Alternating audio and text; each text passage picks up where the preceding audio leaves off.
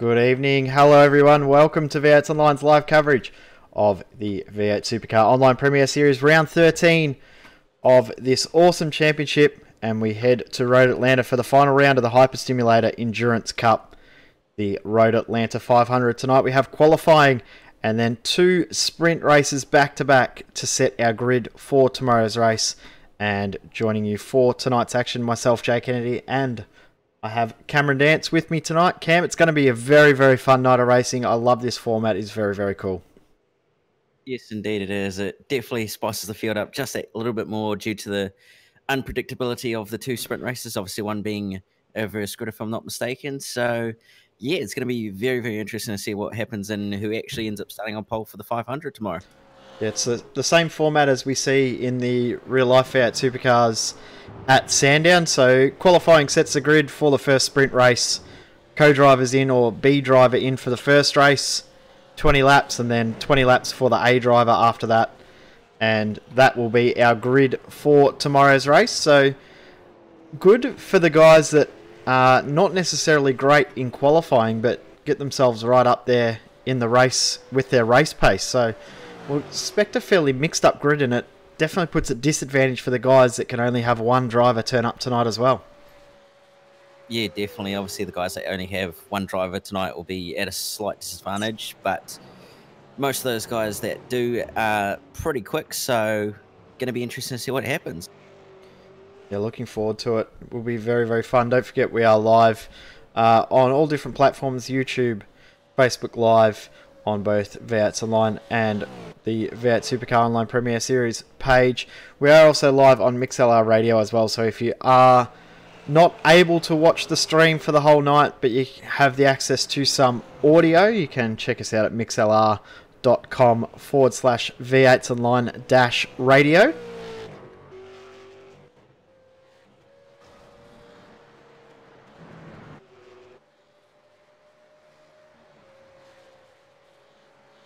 It's good to be back in V8 Supercar Online Premier Series mode again as well, because we've had about a 5-week break since our last race, which was the Bathurst 1000. The guys have had a bit of a breather, had a bit of a rest, recharged the batteries, and I tell you what, they are very, very keen for this race to get underway. Not only qualifying in the race tonight, but the race tomorrow proper. Yeah, definitely. It's been a little bit of a break since Bathurst for a lot of these guys, so getting back into that rhythm of endurance racing and also racing in the V8 Supercars Online Premier Series is definitely going to be something a lot of these guys are going to be itching to do, and tonight they're definitely going to be able to do that.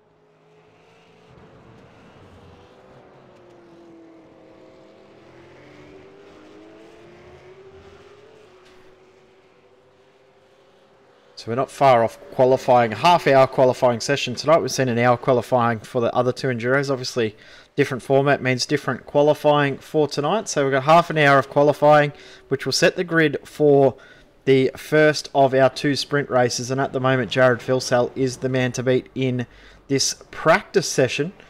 We've got Forzan Onabi behind him in second, then Dane Warren in third, then the Synergy Sim racing car of David Moore and Bretton Hobson in fourth position. Fifth position is Ian Ford and Ethan Griggoult. So 5 different teams take up the top 5 positions.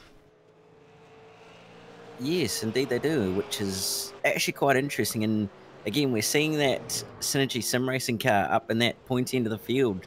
So going to be interesting to see what happens in the actual race and whether they can convert and actually get another very good result, as they definitely proved at Philippon and also Bathurst that you don't have to be the quickest, but if you've got that consistency, you can definitely be up that pointy end.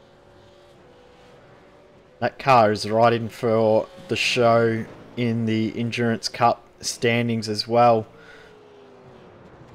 Just trying to find where I have saved that little picture, which we will put up on the screen for tomorrow's broadcast, but there's only 6 points separating the top 3 teams in the Hyperstimulator Enduro Cup. The Evolution Racing Team number 15 car, Ian Ford and Ethan Griggoult, leading on 546 points. Then the All-Star number 54 car with 57 car, Dame Warren, Luke Harvey, tied with Wayne Burke and Dean O'Brien in equal second. And David Moore, Brenton Hobson, they are in 5th in the Enduro Cup. So very, very tight at the point here between Evolution Racing Team, All-Star Motorsports and Synergy Sim Racing for the Endurance Cup lead at the moment, which probably a little bit surprising at the start to say that those three teams would be the three to go or up the front, but it's good to see that. Yeah, indeed. Most would have said that either Hyperstimulator TDL Esports or Trans-Tasman Racing would have been up the front, but yeah, to see Synergy Sim Racing, All-Star Motorsports, and also Evolution Racing Team up the front instead is very, very interesting and somewhat unexpected to some extent. So, yeah, it's actually very, very good to see a number of more or less not so well-known teams, well, not quite so known, but more or less the ones you'd expect to be at the front.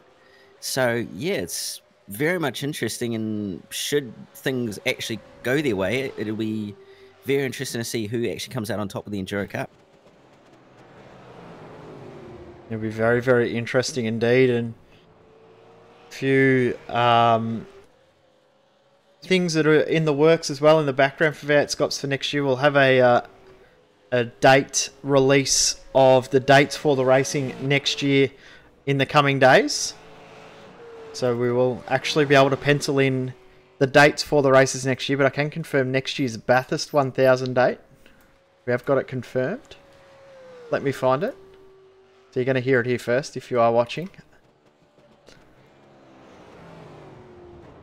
It is on September 23 will be race day for the Bathurst 1000 next year.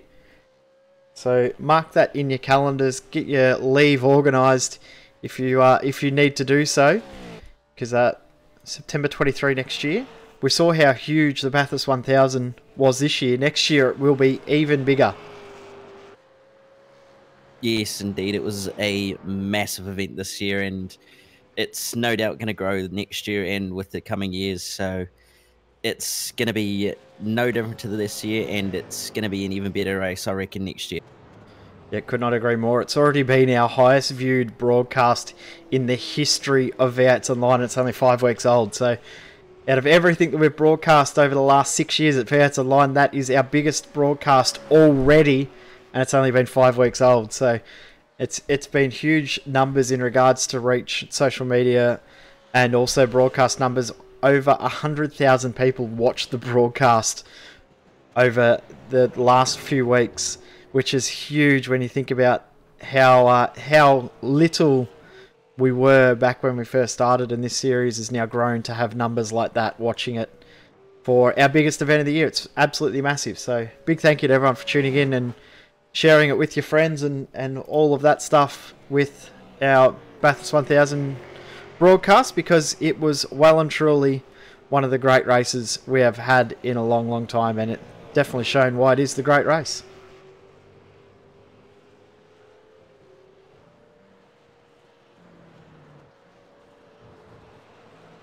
So we're not far off this practice session ending, and then we will get into qualifying mode for half an hour for these drivers, and then we will get into the first of our 20-lap sprint races in the race for the grid tonight. Very, very cool format. Same, as we said, it's the same format used in the real-life V8 Supercars for the race at Sandown.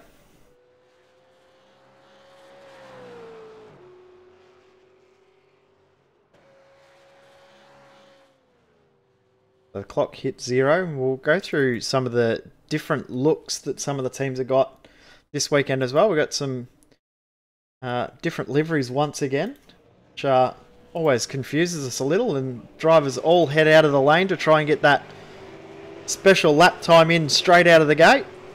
And the first driver out will be Stephen Sandman Clark. So Sandman will have the opportunity to go to the top of the timesheets straight away.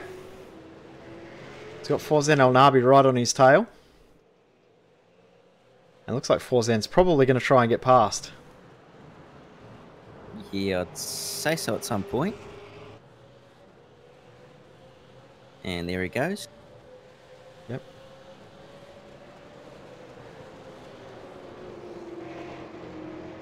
A little bit close there between those two as well, which little bit interesting, but Forzan's going to try and take this opportunity.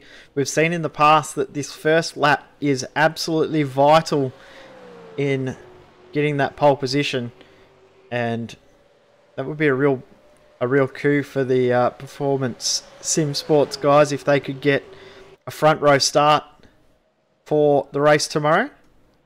Two drivers that are very, very well talented, just not quite able to finish it off in this series with wins yet, but I think we'll see something with these guys in the coming seasons.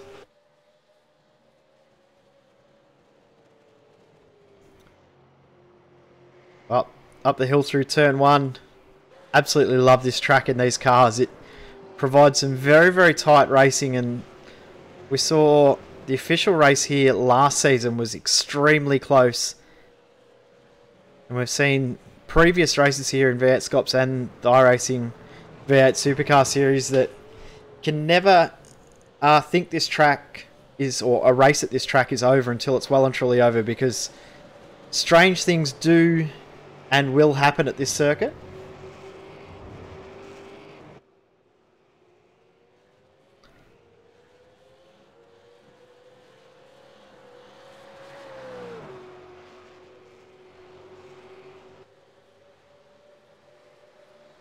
So we've got 36 drivers in this session at the moment. So we've got 4 teams that have qualified for tomorrow's race who are not in this session. They will likely be racing in the Race for the Grid Part 2 with their A drivers for that race, as El Nabi crosses the line for his first flying lap and does a 1:19.8. At the moment, that is on top.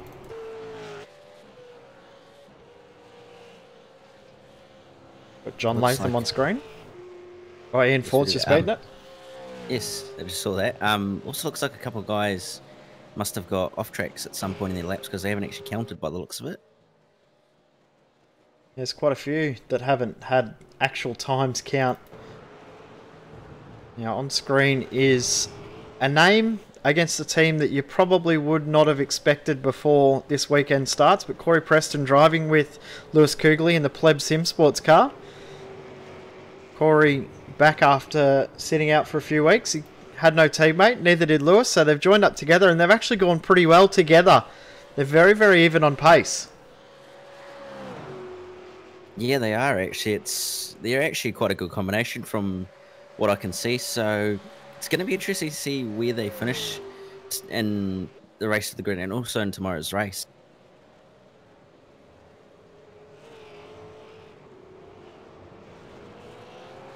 Corey's going to get held up a little bit by Josh Burden, who's coming back into the pits after completing his lap. And Corey crosses the line and goes to ninth, so a good lap time from him.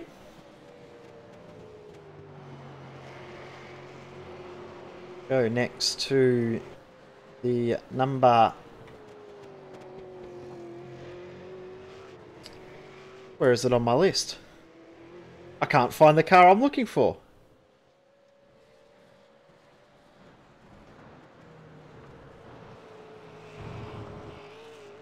Go to a driver that I'm surprised is not completed a lap time. Brady Myers, one of those drivers you said that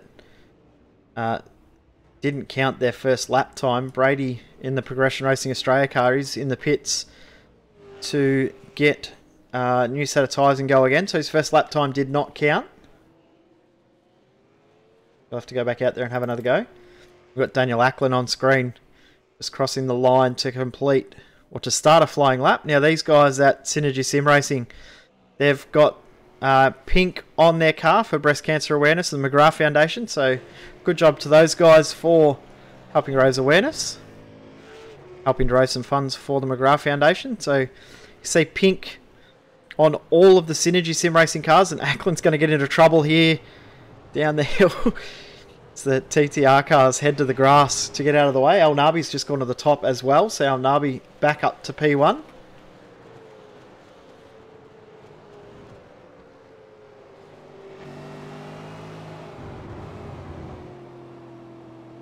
You can see just ahead of Ackland, teammate in the Synergy Sim Racing car. Very, very pink car.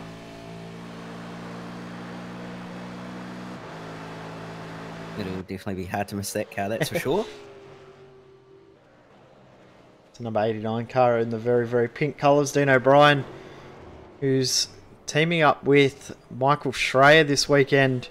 They've had a bit of shuffling amongst their teams in that outfit this weekend.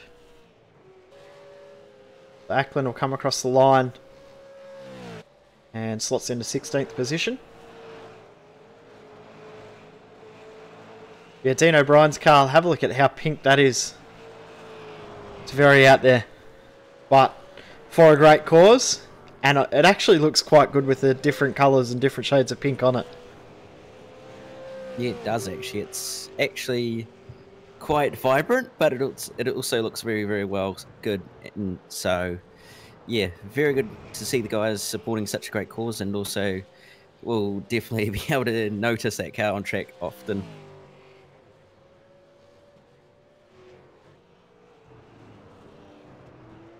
Now looking through the timesheets as well, great job from the number 47 car, Sam Blacklock, into third position.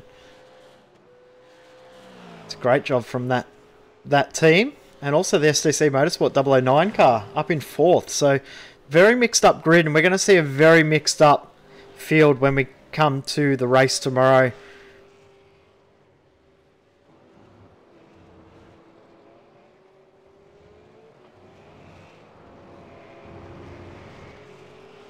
Ian Ford just goes back to the top of the timesheet, so it'll be a bit of a jostling match between the 15 and the 85 here. The way that it's going is the Synergy car number 89 crosses the line, and they stay in 14th position. We might go to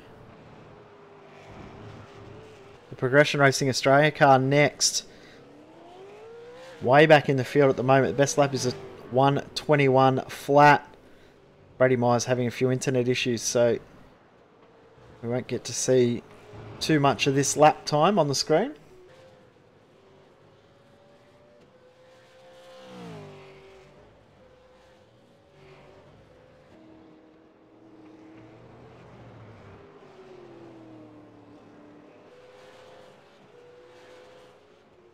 At the moment, too, the number 94 car, Jared Philsell, Josh Muggleton, they're back in 27th position. Madison down.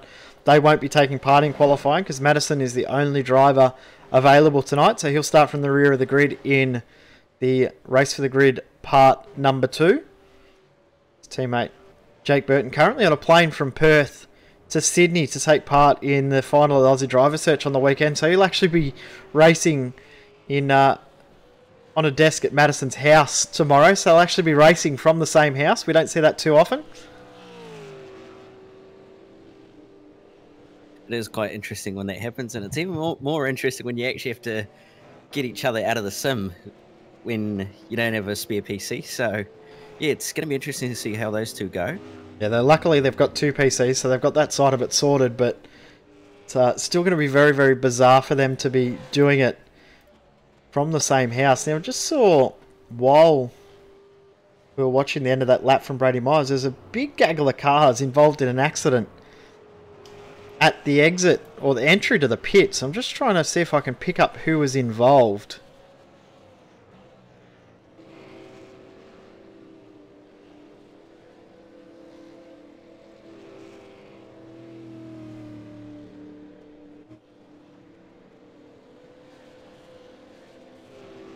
Can't quite pick up who it was, but I did see there was a couple of cars almost parked up against each other. Now it looks like the M Ford Ethan Grid Gould car has decided that they are done for a little bit. No, they're actually coming straight back out just as I said that, so ignore me on that one. So we got I've also... Oh, you go, Jay. No, you go for it. I was just going to say we've got 9 cars that are not taking part in this qualifying session because the co-drivers are unavailable, so... Yeah. Anyway, yeah, I was just about to say that was Thomas McMillan we saw at the pit entry. He was parked up, just did it on his own, came in slightly too hot and just locked the rears and sent himself into the wall, unfortunately. good news for him is he's been able to get back to the pits and get his car, or a fresh car, and go back out again. They're currently in 17th position, that car. Also Motorsport 248 car.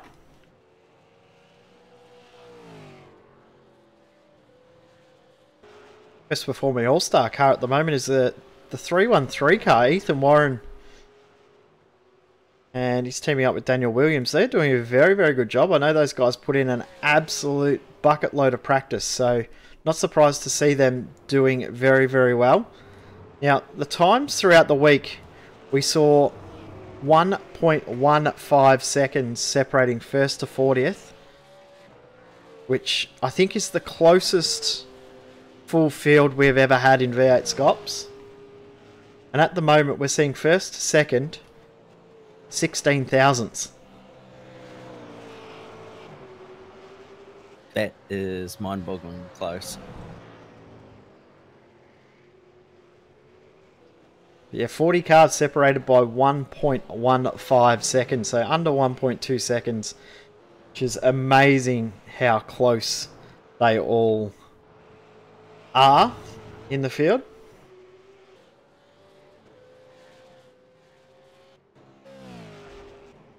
Ethan Warren comes up to some traffic, and a couple of cars that are making their debuts in main split V8 Scops. The number 123 machine MFR car, Price Loggett at the wheel. They did a very, very good job at Bathurst in pre-qual of almost making us to just see a change at the top with Jared Philsell going to the top in the 94. The 123, they almost made the grid at Bathurst, and they were very, very excited to make the grid tonight. So big congratulations to the MFR guys, and also to the Phoenix SimSport guys. They're also making their debut in top split V8 Scops tonight, or this weekend I should say, so good luck to them. This is our 50th round ever of V8 Scops as well, so for you trivia buffs out there, we'll have some stats and numbers and things like that over the weekend. But amazing to think that we've now had, well, this will be our 50th round ever. Yeah, and it just goes to show how well this series has actually been going to have made it that far. Hobson's just gone to 5th on his lap.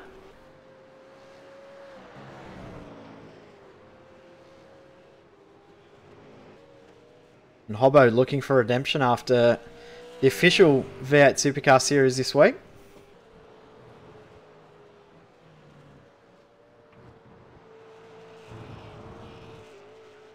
Started on pole and didn't get it off the line and dropped back to 10th by the end of the first corner. So he's looking for a bit of redemption from that.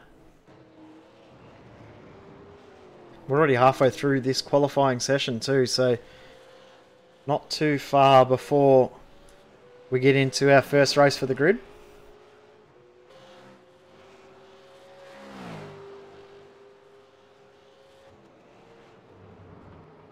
We saw heaps of retro liveries out last round at Bathurst, and one that has stayed on is the Hyperstimulator 29 car, which Australia's biggest Paul Morris fan, I think, decided he wanted that to stay. I must say I do like that livery. Yes, it is quite a good livery, and Ozai has actually done a very, very good job at that. So, yeah, it's a very interesting livery, and it's definitely testament to how much of a Paul Morris fan Maloney is.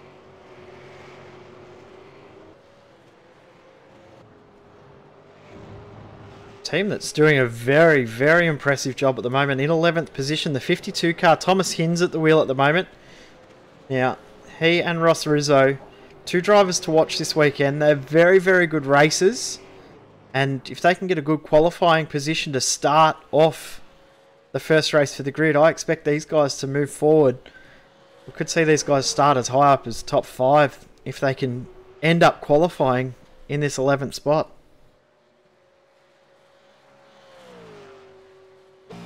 Yeah, both those drivers are very, very good drivers, so I would not be surprised if we see them move up further through the field in both races. So, yeah, it's going to be interesting to see what happens. The Hins crosses the line. This won't be an improvement. They actually look like they're on a little bit of a race run at the moment. Best lap at 20.1.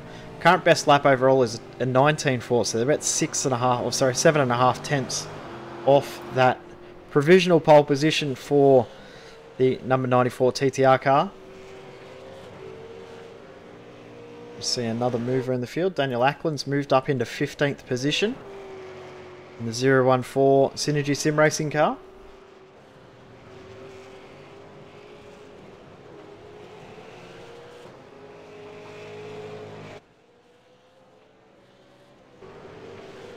Stuart Vaughan in the 027. He's doing a very good job. 13th position at the moment for that car. Jamie McKnight driving with him.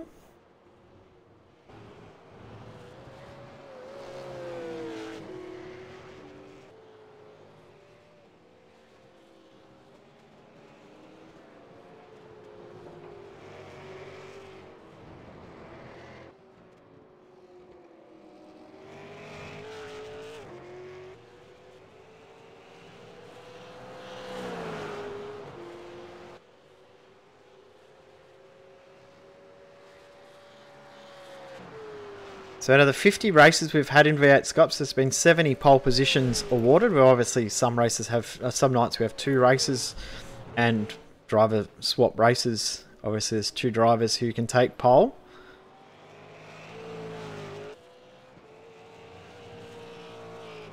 Leading the way with the most poles is Jared Filsell, and he gets pole 33% of his races. Amazing. Yeah, it absolutely is. That's a very large percentage actually for the amount of time Jared's actually been in V8 Scops. So props to him, and it definitely just goes to show how good of a driver he actually is, both in qualifying and also a race.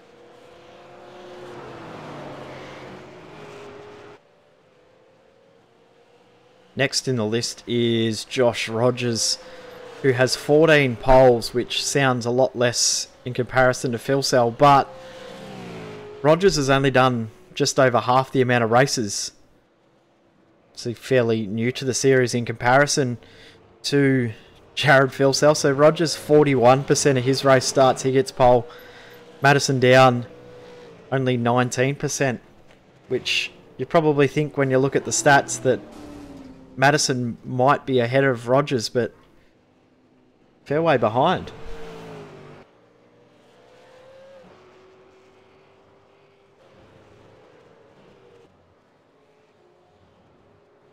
So we're coming up to the last section of this qualifying run.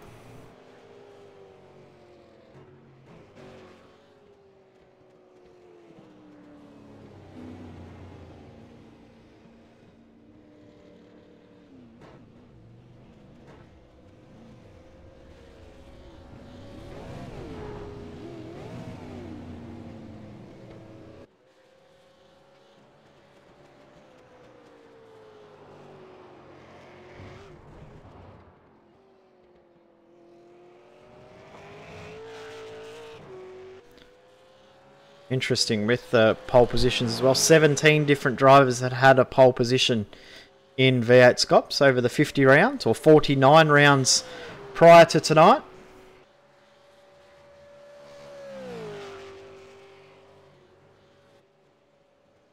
Got Jason Bentz on screen. These guys did a pretty good job at Bathurst in the Bathurst 1000. They just moved their way through the field. Actually started from the pits and moved their way up and up the field. So that lap does not count from Bentz. Current best lap for that car, 120.4. They're in 16th, just outside that magic top 15. Just over a second behind our leader in the number 94 car.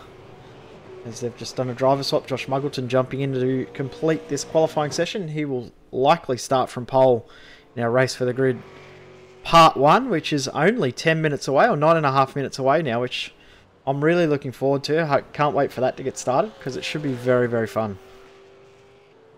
Yes, indeed it definitely will be, with it being such a short race, but it will definitely be one that is very important as to what where you start on the grid for Sunday's race. And I also do want to point out I did see Thomas Hinds also parked in the wall, I believe at turn 6, I think.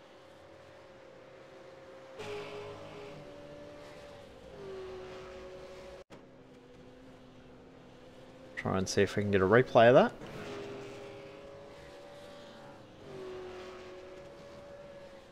No, not going to let me. Unfortunately. I think he's also had to escape as well. Yep, so he'll be done from this qualifying session.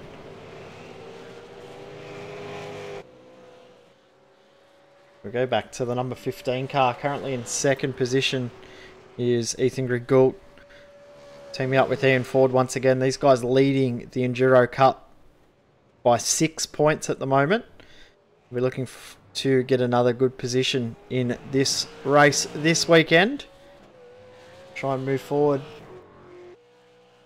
See what time we get here from Griggoult. Current best is a 19.5. That one's a 19.8, so not enough in it for that one. We'll go to Matt Morris next. 55 car, that was huge under brakes there for Morris. Back in 26th is the 55 car. Best lap of a 21.2. And you just did that on his last lap. And it was 21.3 that time around. I just also heard word that we have had a withdrawal. The 808 car with Chris Coxhead, Liam Wild, they've had to withdraw from the weekend. So unfortunate for those guys to have health issue end the weekend. So that will promote the Pro Force car of this car that is on screen, the Matt Morris car. They are the car that has been promoted, so they've only just jumped in the last few minutes to find out that they are getting a run. Oh, sorry, the ANZ car will be the next car in. The Adam Highland, Dylan Carroll car, they will be the next car promoted in, so they will get a chance to race on the grid tomorrow, starting from last position.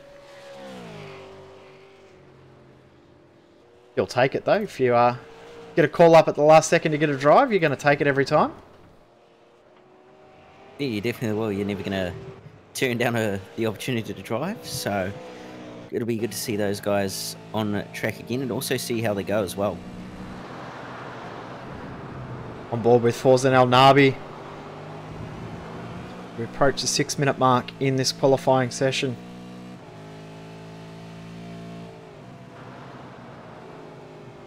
Driver that we expect to see some big things out of in the future. This will be his 32nd race start in V8 Scops. Yet to finish on the podium in his V8 Scops career. His best start, he's had 2 third positions this season and finishes 2 fifth positions this season. So looking to improve on that, get himself his first podium. Be hoping to do it this weekend in one of the bigger races of the season, the Road Atlanta 500.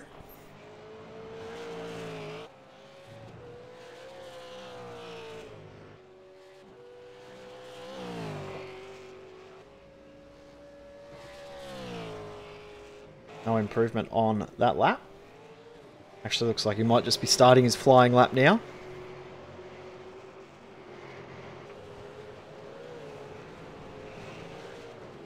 And he'll have to abort it. Yeah, that inside curve is going to probably catch a lot of guys out, and we may see a couple of guys actually going over there in the race. Just noticed as well the team that's moved up into 4th position. 04's, the Jordan Ross Todd Parks car, the 143 car, doing a very, very good job. Jordan Ross is sort of moving his way forward through the field every single week. Every single race he gets better and better and better, and won't be too long before we see Jordan Ross start to fight for podiums and potentially even wins. Yeah, Jordan's definitely coming actually quite a ways in terms of development over the past few rounds, so Yeah, I would not be surprised if we actually start to see him at the pointy end of the field in the next few seasons. So, going to be interesting to see what happens, actually.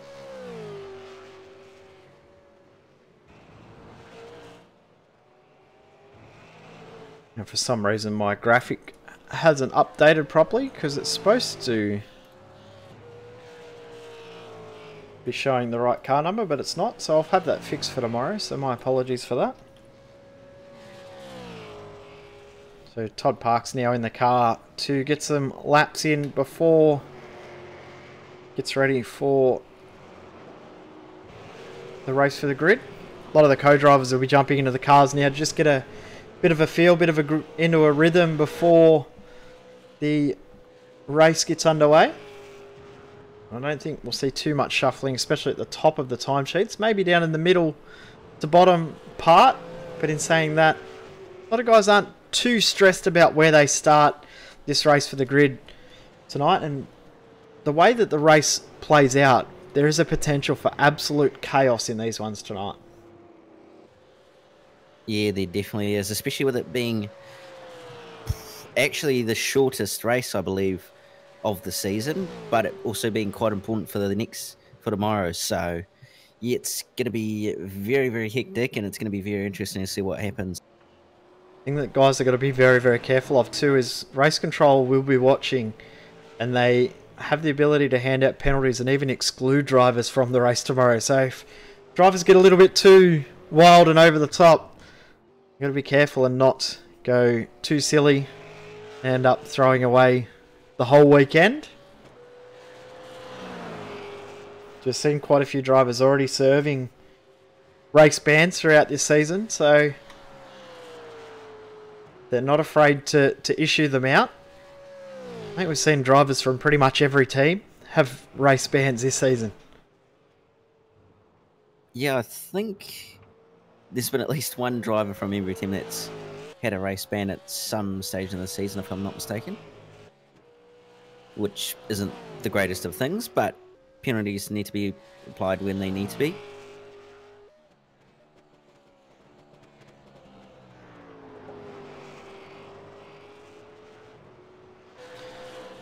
So first of the main drivers that's still out there on track at the moment, I would say is Stuart Vaughan, still lapping around 13th position at the moment.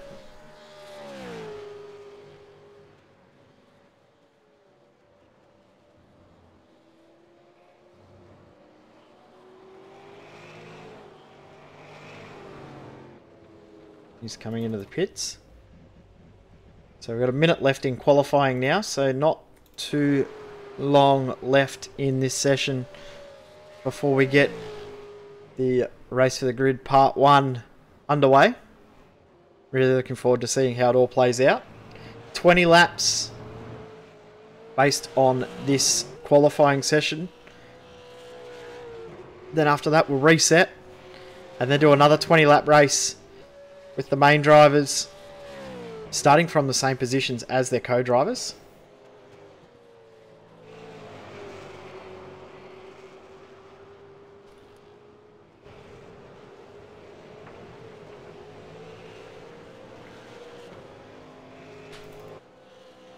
So it looks like it'll be Josh Muggleton who will start this race for the grid part 1 from pole position.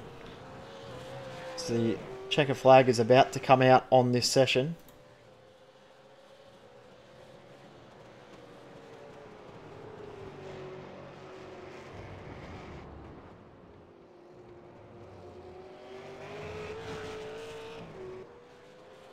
In the background, Sandman doing a couple of donuts. Unintentional donuts, just to put on a bit of a show.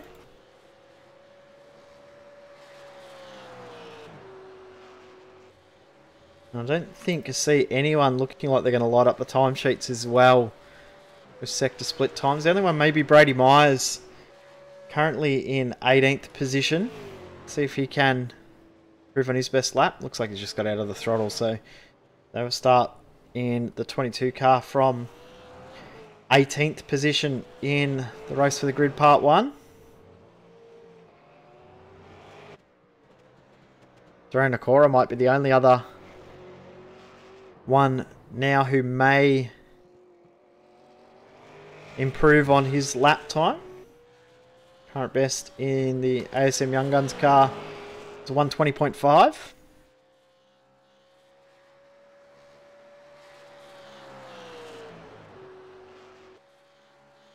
He's staying committed coming down into the chicane, so this is likely a good lap.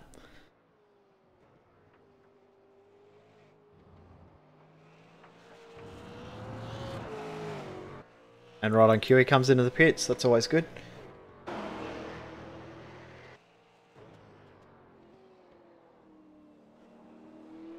So with that, I think we might run through the grid for Race for the Grid Part 1. Will be Muggleton and Phil Sell from pole. Grigalt Ford in second position. Elnaby McMullen third. Ross and Parks in fourth. Then Hobson and Moore fifth. Maloney and Latham in sixth position. Then Stenberg, Blacklock, McKnight, Carroll, Williams and Warren, and Allison Healy rounding out the top 10.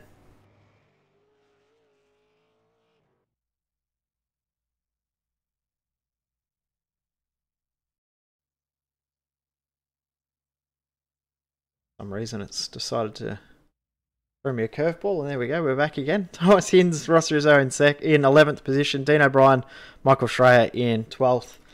Then we got Jamie McKnight, Stuart Vaughan, Corey Preston, Lewis Kugley, Ben Twidale, Daniel Ackland, Michael Hammond, Jason Bentz, Nick Cummins, Joe Burkett, Brady Myers, Gene Fiddies, Andrew Gaines, Will Dodd. That's actually not correct as well. I'll have to fix that for tomorrow. It's Josh Burden and Will Dodd. Dario Nakora and James Scott read out the top 20. Thomas McMillan, Nathan Connor, then Emily Jones, Stephen Clark, Glenn Postlethwaite, Bruce Kiley, Stephen Lattimore, Damon Mulqueen, Henry King, Simon Black, Jordan McDonald, Griffin Gardner, Matt Morris, and Cody Trainer.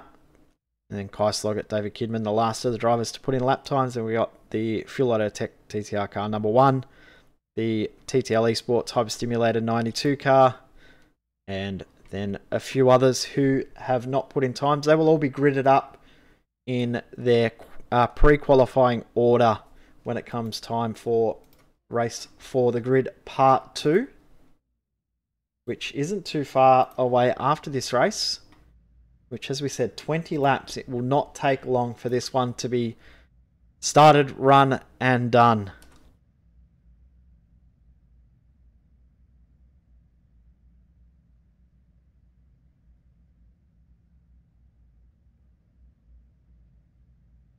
Here's your money on Cam. I'm gonna probably go with the number 15 ERT car, probably, and then maybe, even if it possibly does happen, could possibly even see the Performance Sim Sport car that's currently sitting in third possibly even win. Yep, that likely to just see a move from the Pleb Sim Sport car. Lewis Kugley at the wheel. We get ready to go. Revs rise for 20 laps. This is Race for the Grid Part number 1. We are go, and a good jump from Muggleton. A great jump from Grigalt and Elnaby as well. Synergy Sim Racing cars side by side, almost touching as they come into turn 1. They stay in their starting positions in the front 6.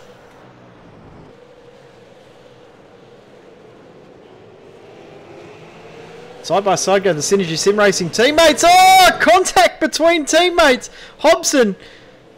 Sorry, David Moore almost around Todd Parks. Gave him a little bit of a serve, unintentional. And that 88 car. Background as well. Yes, way back in the field is Sandman. So, seeing David Moore dropping positions, he'll have a slowdown penalty as well. So, drop from 5th on the grid all the way back now to 18th position. We get a Cut Price Racing replay and see if we can pick up what's happened to both cars. See Sandman, contact between he and the 248, and around he went.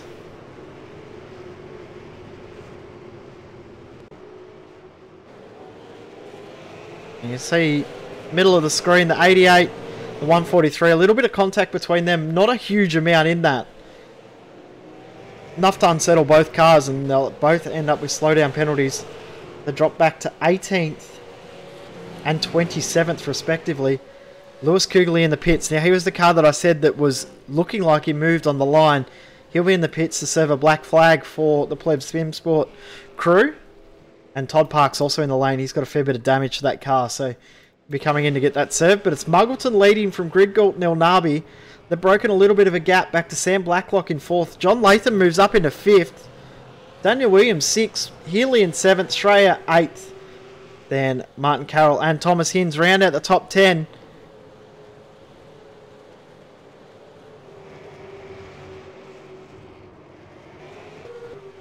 Sandman's made his way up to the back of Nathan Connor's car, and he's going to go through on Connor, and that was the car that unintentionally made contact, so they get back into position, but there is a change of position at the front.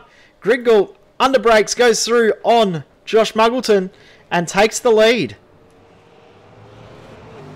Yes, but looks like Muggleton's possibly going to be right there to make a move to try and get that position back. Oh, but he's got a bad run. Yeah, now Nabi's Nabi.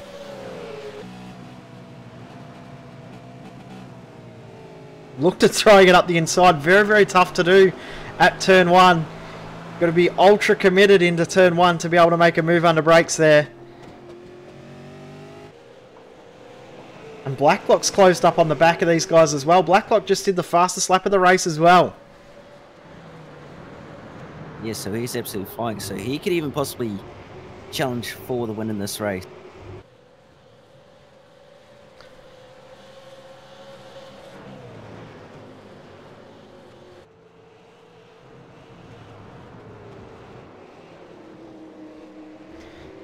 So Ethan Grigult's pulled nearly a second already on Muggleton, saying that that gap closed up on the exit of that corner.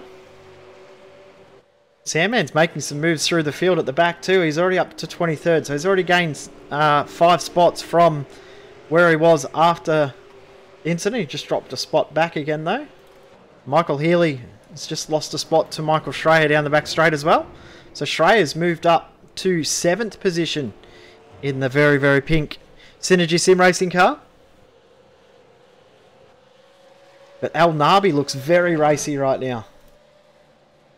Yeah, he does. He's trying to find a way by, and he's going to put it up the inside. That's not going to end well. Now Blacklock's going to go through, and he's possibly going to get by. So Blacklock up into 3rd. And Muggleton's lost out 2 spots.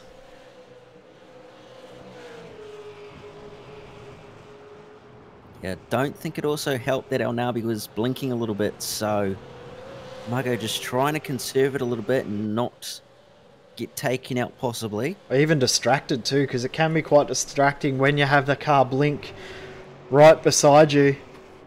You don't know where they're going to be or where they're going to go, so just a little bit off-putting. Blacklock's taken advantage and got past as well, and they're pulling away, and Latham looks like he's got a bit of pace on Muggleton at the moment too. Yeah, he does actually. He's looking very racing. He's closing that gap fairly quickly as well. So Moko possibly going to lose another position here very shortly if he's not careful.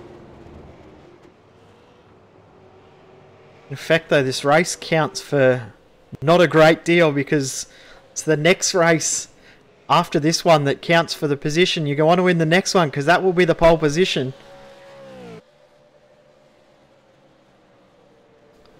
Now have a look at the train behind the 018 car of James Scott. You got Fiddies, Moore, Burkett, Gardner, Dodd, Kiley, Kinderman and Black, all within about 5 seconds of each other. There's nothing separating these cars, especially behind Fiddies.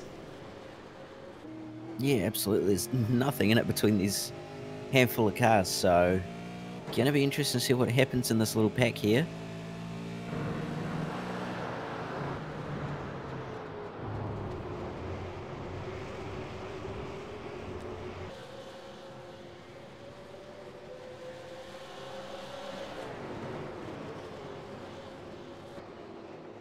Something's happened to Latham because he's now dropped off the tail of Muggleton. I think he just made a little bit of a mistake get a quick cut price racing replay because he dropped from 3/10 behind to a full second behind.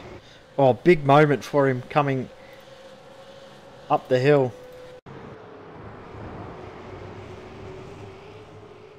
This wheel spin almost looped it. Good job to maintain control there, John Latham, so well done.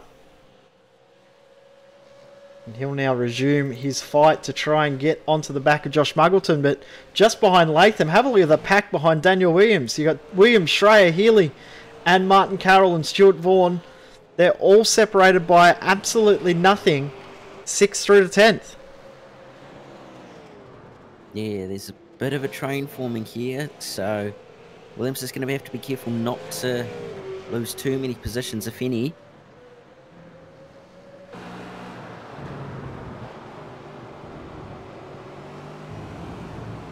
Oh, big moment for Williams. And he's going to lose out. And Schreier goes through now up into 6th. So 6-spot gain for Michael Schreier now. Started in 12th, they're up to 6th.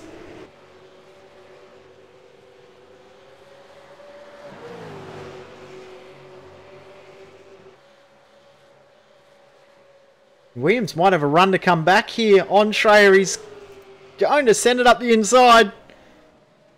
Very, very deep under brakes. He's going to pull it up. Just.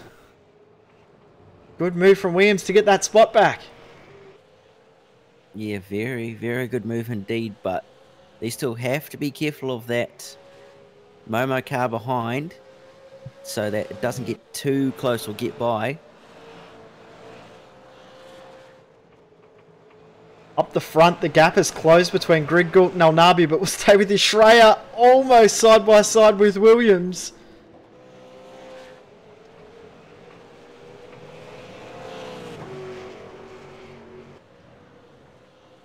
We will go to the battle at the front in just a second, but we'll stay with this one for a couple more corners.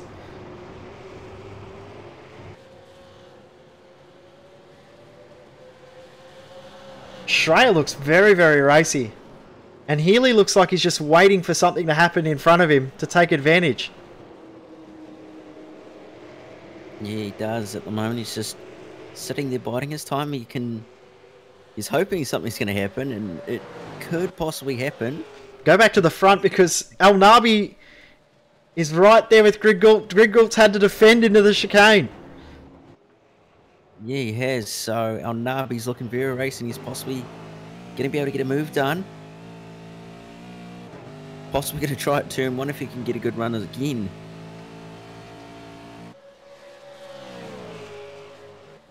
A lot of risk versus reward needs to go into this race too, because all this race does is set the grid for the next one. You don't want to get yourself in a situation where you end up losing all of that hard work and starting right at the back for tomorrow with something silly where you potentially take yourself or another car out. But you also want to try and get that pole position too, because that means so much.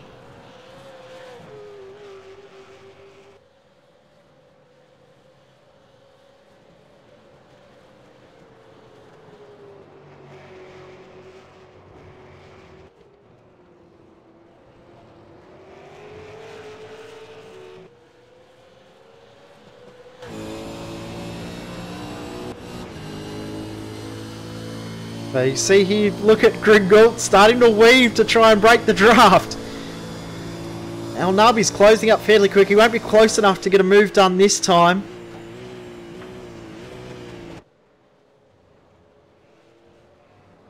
Great battle though. Just behind, we're just seeing a change of position with Michael Healy losing a spot to Stuart Vaughan. So Vaughan's moved up a few spots as well. He's up 5 from his starting position, as is Schreier. Biggest mover in the field though, Griffin Gardner, who's up 10 spots from 26th up into 16th. So good drive from him so far.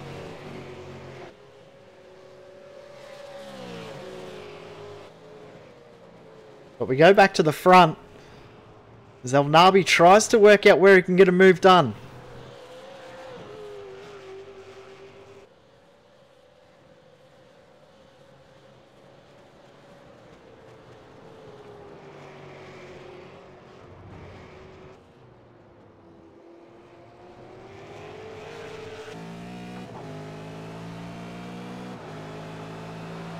Al Nabi could be close enough now this lap.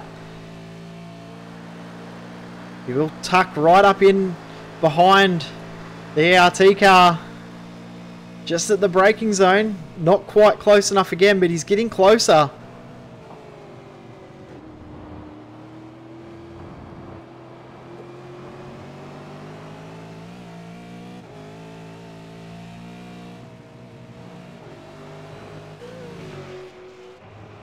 Just seen a change of position too. Schreier goes through. Daniel Williams now holding on from Stuart Vaughan, and Healy's going to look at coming back through. Oh, this looks messy. And around the outside goes Martin Carroll. He's going to be able to do it on Healy. What a messy pack of cars. They all get back into line. So Schreier's through. Finally, on Williams, and Stuart Vaughan and Martin Carroll have got through on Healy.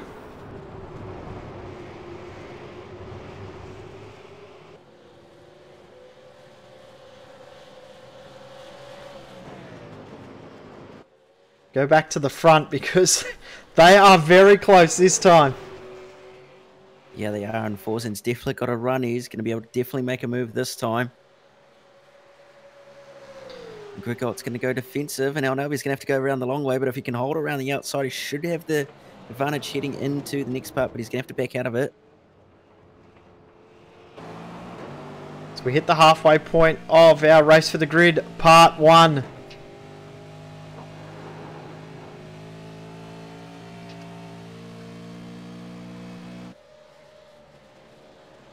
So as soon as we finish this race, we'll reset, set the grid base off this race. The main drivers will jump in. We'll do another 20 laps, and that will set our grid for tomorrow. And have a look at how close Al Nabi is on Grigalt now. Yeah, he's literally all over the rear end of Alnabi's car. It will just take a small mistake from Grigolt for Alnabi to make a move. And Blacklock's done a great job as well. He's broken free from Muggleton, who has John Latham right on his tail too. So look out back in the field. There's moves happening everywhere as well. We're just seeing Sandman's jumped up to 21st. So he's now starting to move back almost to where he started. But he's up 7 from the issue start of the race. Blacklock's closed up on both of these guys. Blacklock's the fastest driver on track at the moment. Yeah, he is. So this could actually turn into a three-way battle for the lead at this stage if he keeps this up. And it won't take much for him to get past both of them. It'll only take a little touch between the two guys ahead, and he will be able to go straight through. So probably just needs to sit there, try and get himself to about half a second behind, enough that he can react if something happens between them.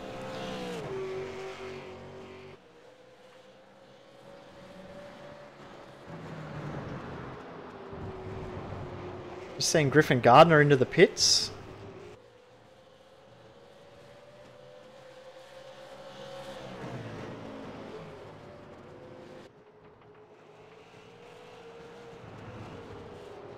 Looks like he's actually served a drive-through penalty. So we said that Gardner had moved a fair way through the field. That's all gone. He's back into 24th. So our first drive-through penalty served in this race for Griffin Gardner.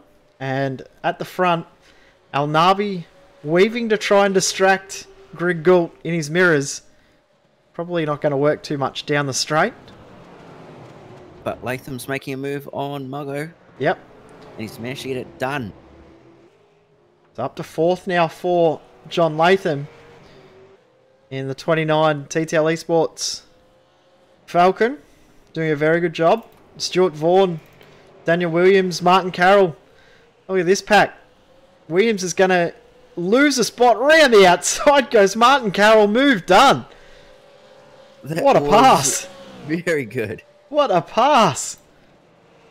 Oh, big moment. Carroll's going to hold on, is he? Oh, Only just holds on. Hinz has gone through. He's up into 8th now. We'll get a cut price racing replay of that because that was firstly a great pass and then the second bit of contact was a little bit messy. Started all the way back at the chicane.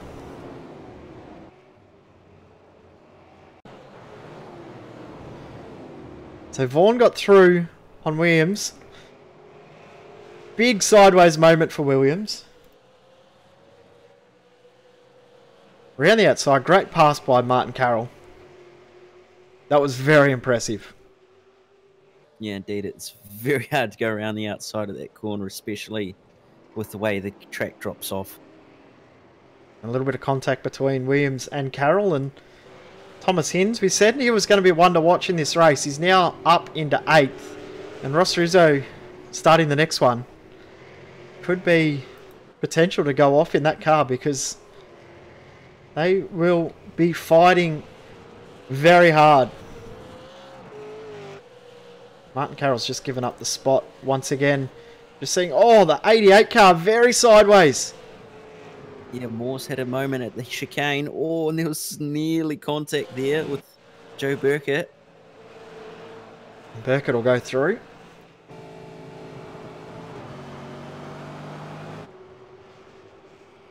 So we go back to the front. Al Nabi not quite close enough at the moment, but this section of the track is where he looks strongest. Very good through this corner here is Al Nabi. He's got a very good exit this time. And Griggold knows straight away that he's close enough. Yeah, Griggold's probably going to go defensive here. Al Nabi's got the draft, so he's going to probably have to go around the outside again. Or try to. But he's not quite going to be able to get it done. Gate driving from both these guys. They're doing a very, very good job to stay this close. So we come up to start 6 to go in Race for the Grid Part 1.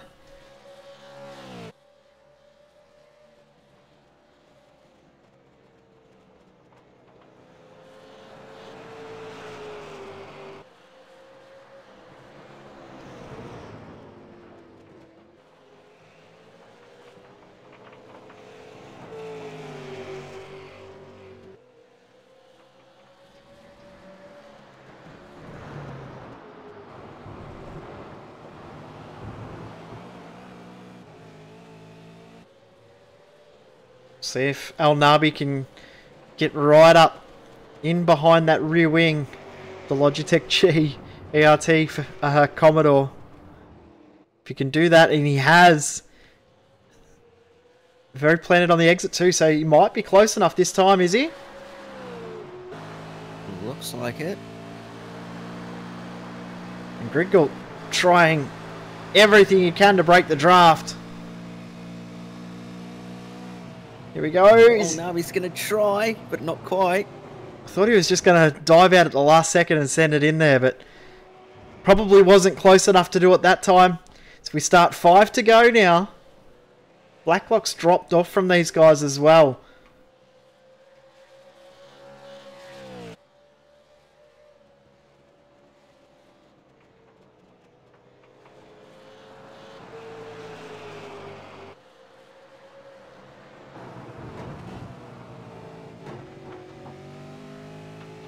So Griggold, once again, leads from Al Nabi down the hill. Awesome bit of track, that bit there, down the hill through the roller coaster section, through the S's. Amazing elevation changes this track has. Looks so simple on paper, but the elevation changes make this track such an amazing circuit.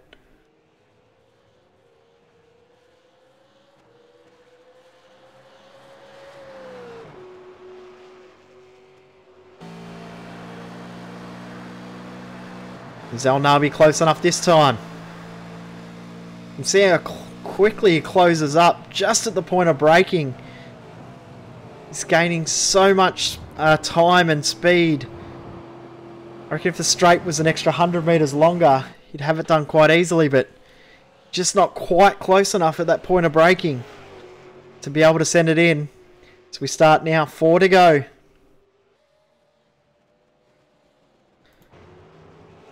Go back in the field a tiny little bit. Number 52 car, Thomas Hinds, has Michael Healy right on his tail. Healy trying to work his way back through after losing those spots in the last couple of laps.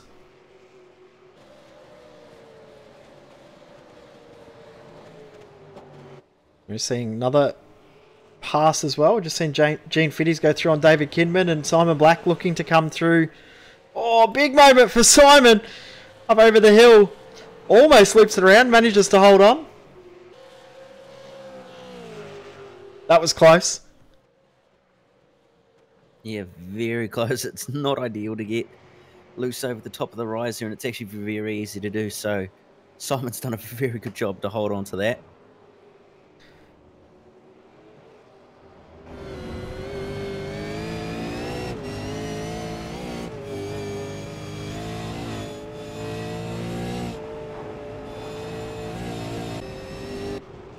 Let's go back live to the front once again. El Nabi looking to get a move done, but still not quite close enough. They've got 3 to go now. Running out of time.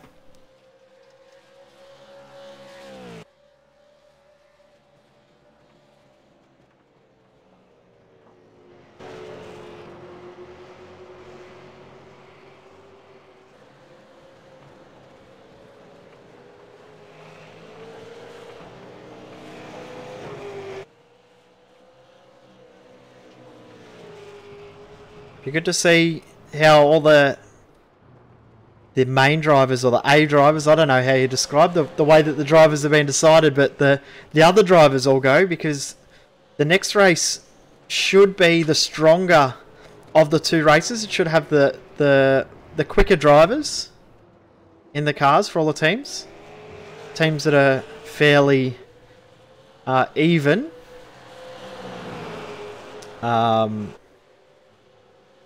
Pretty much we've just flipped a coin to see who jumps in the car for each race. And here we go. El Navi now side by side with Greg Gould.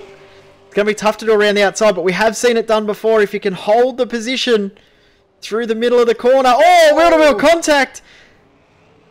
But he's got the drill. He's backed out of it. Yeah, he backed out of it there. Probably not a bad idea just to back out and go again. And they've got to watch out because Blacklock's now closed in. 2 to go.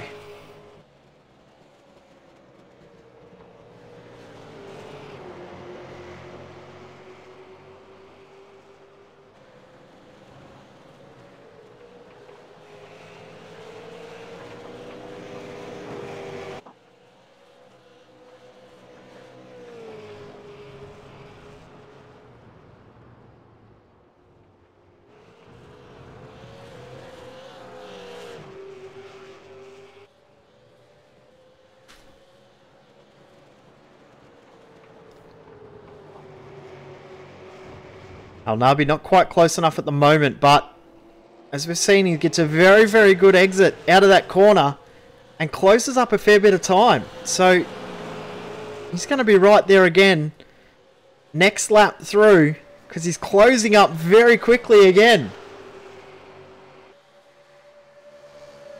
Speed difference is about 7 k's per hour between those 2 cars down the straight.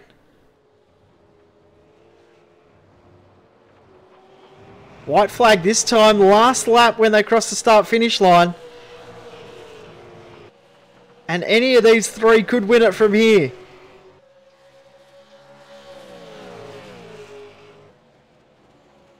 Oh, big sideways moment for Greg Gould. Manages to hold on and doesn't lose too much time.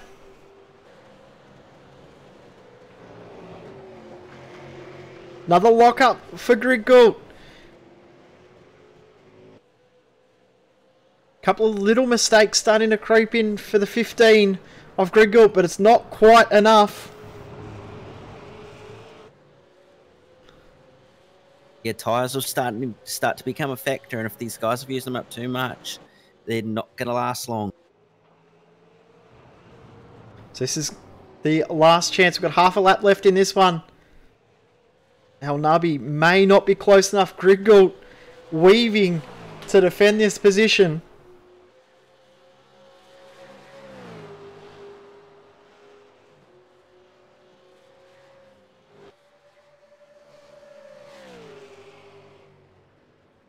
Very deep under brakes is both El Nabi and Blacklock.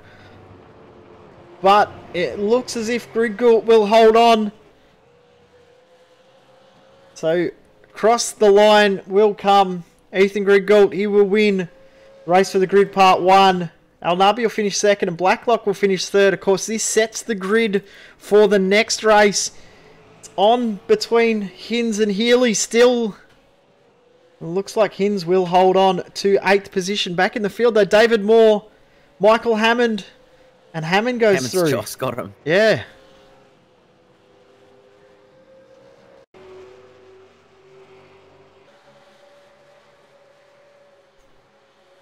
Get a quick replay of that. Actually, Hammond had him before.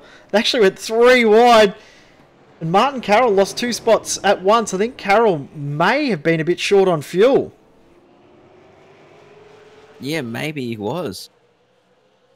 Because Carroll lost out to both Hammond and Moore and only just held on from Joe Burkett in the end.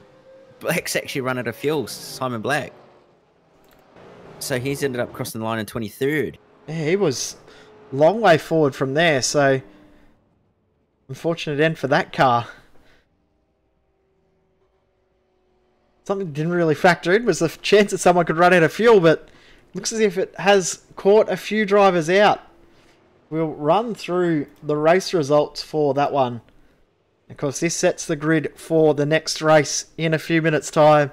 The Evolution Racing Team number 15 car, Ethan Griggoult, picks up the win over Marlon McMullen in the number 85 Performance Sim Sport car. Then Sam Blacklock 3rd, John Latham 4th, Josh Muggleton in 5th position, Michael Schreier 6th, Stuart Vaughan in 7th position. Then Thomas Hinds, Michael Healy and Daniel Ackland round out the top 10.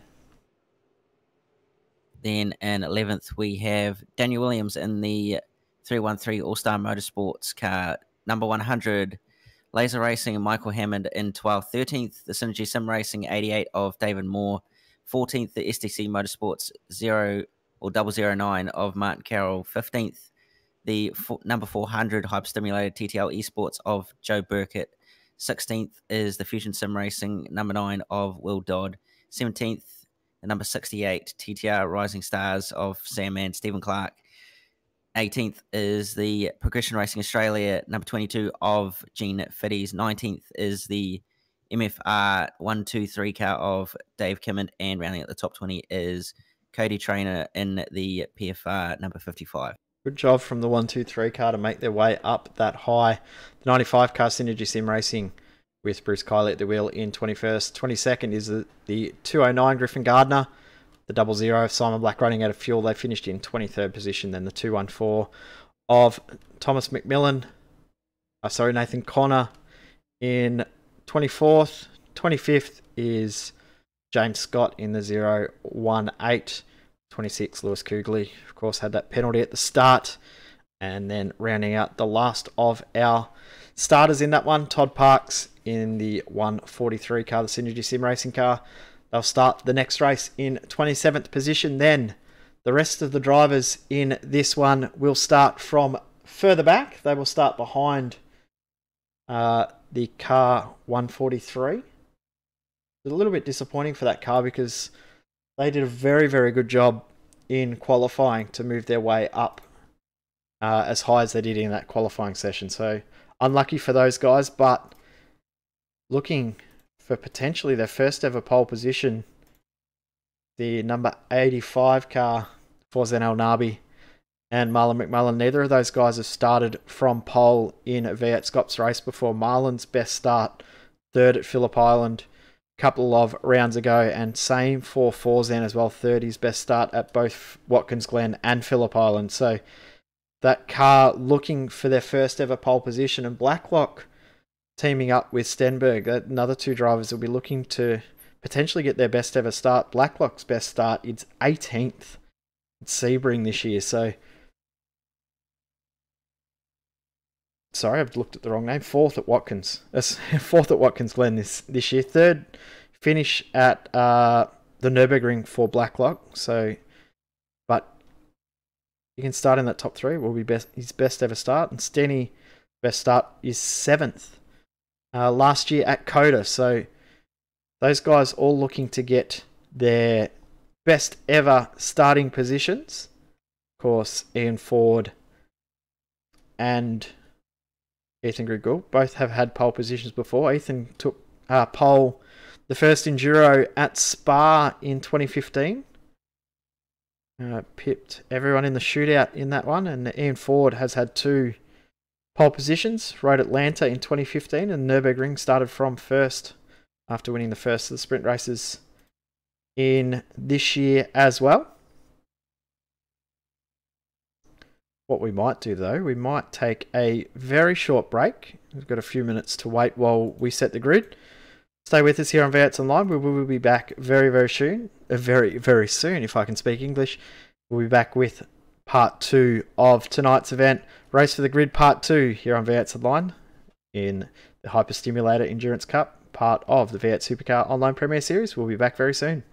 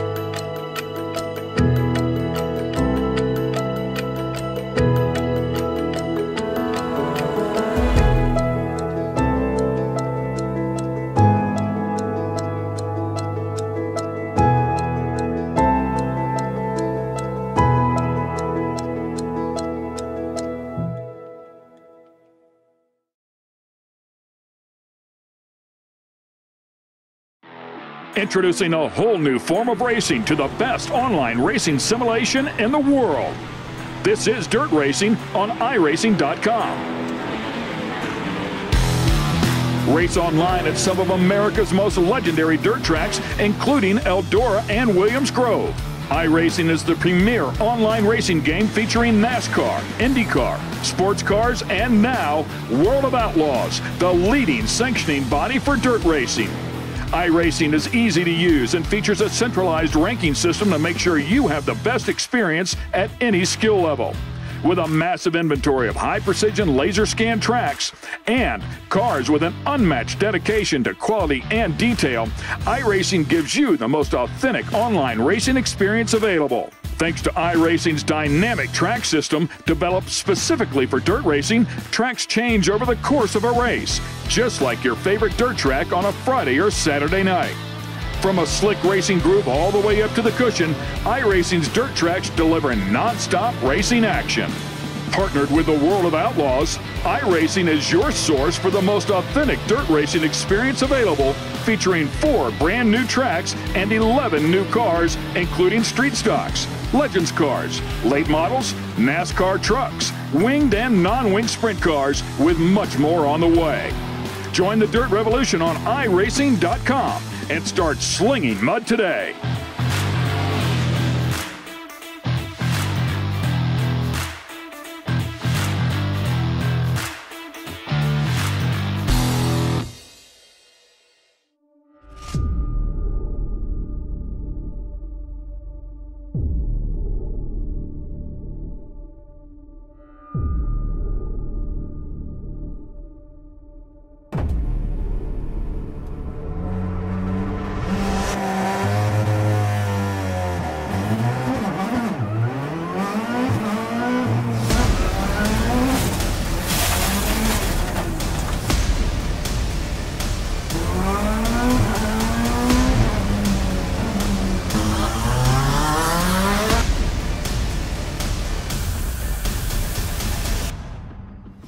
Hi guys, I'm Scott Speed, driver of this amazing Volkswagen Beetle GRC car. I got good news for the iRacing fam. We got this coming in. I'm currently working on it myself personally to make sure that it is as accurate as possible. With the addition of dirt and now this mean car, it is gonna be so fun. And it's gonna be available free to all the iRacing members. Personally, I can't wait to get out there and race you guys on it.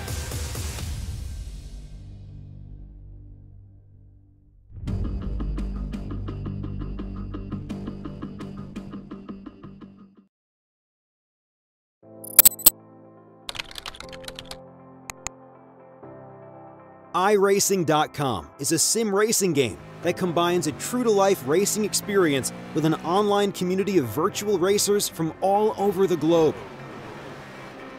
iRacing offers a multitude of officially licensed cars and tracks, laser scanned with millimeter accuracy. Their car models and mechanical systems are based on real-world physics and engineered in cooperation with manufacturers and race teams. iRacing's web-based interface allows members to compare stats and test drive any combination of car and track instantly. Their skill license system ranges from rookie to pro, ensuring members are always pitted against those with similar skill sets. Members are able to sign up for a weekly race series, compete in time trials, host a private race with friends, and participate in racing leagues created and run by the community. With over 60,000 members, iRacing works in partnership with renowned motorsport organizations like SRO Motorsports Group to deliver virtual races based on the real-life Blancpain GT series. iRacing's Blancpain Endurance Series features team racing, giving members the ability to build a team and participate in races ranging from 3 hours to 24 hours. Additional partners include NASCAR, IMSA, V8 Supercars, IndyCar, allowing members to race in their very own 24 hours of Spa, Bathurst 1000, Daytona 500, and many more. iRacing.com, delivering the most authentic racing experience short of getting into a real race car.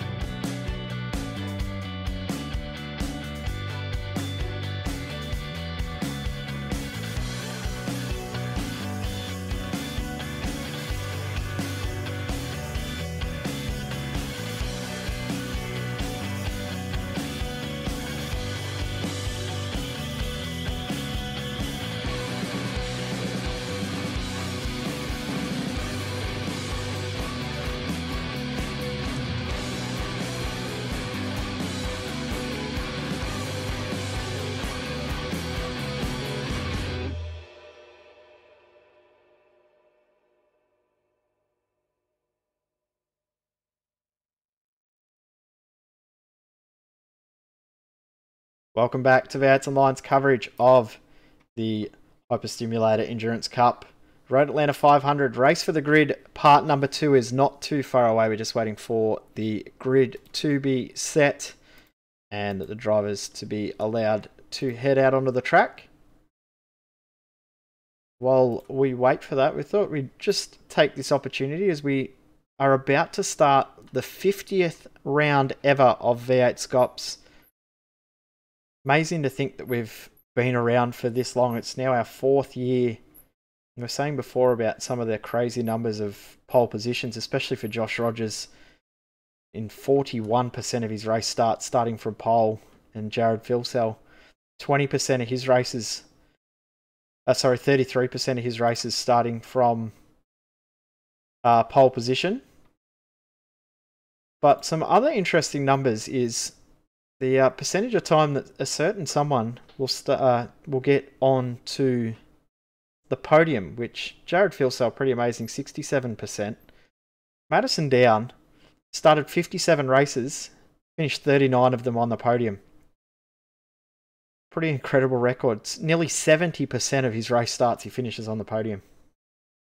Yeah, that's a very, very, very impressive bit of stat there, especially for him to have managed that much of a podium record actually in the time that he's been racing. So yeah, it's very interesting seeing all these sort of stats, especially the likes of podiums and top 10s and that sort of stuff. So yeah, it's very, very interesting. The other amazing stat from Madison is out of his 57 race starts, 50 of them he's finished in the top 10 and never DNF'd a race.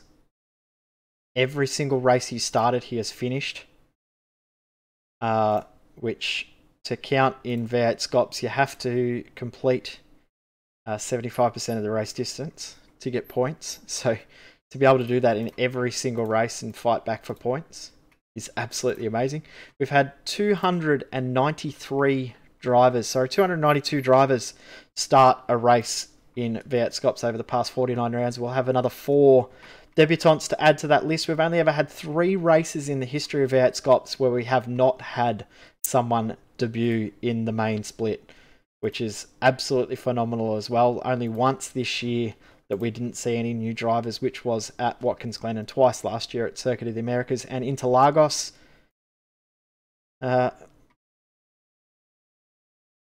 Some other really interesting numbers as well was the number of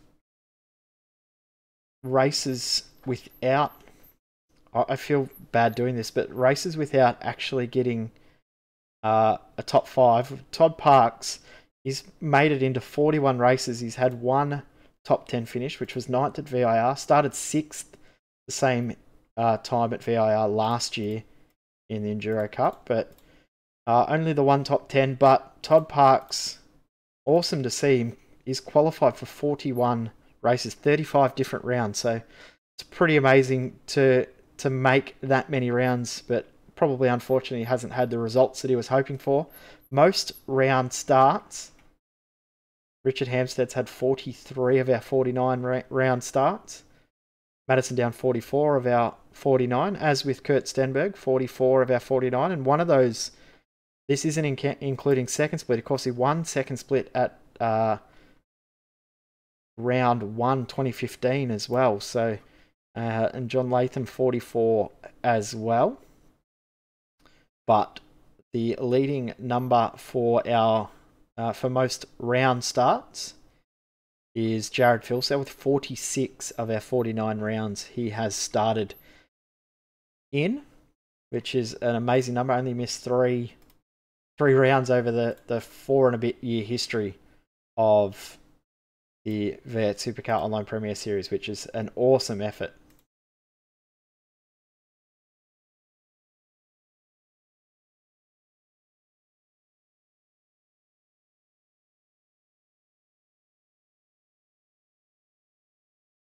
We're also having a bit of a joke when we did the stats on this too, Cam. I don't know if you saw it, but you have a statistical advantage of winning a race in V8 Scops if your first name starts with the letter J.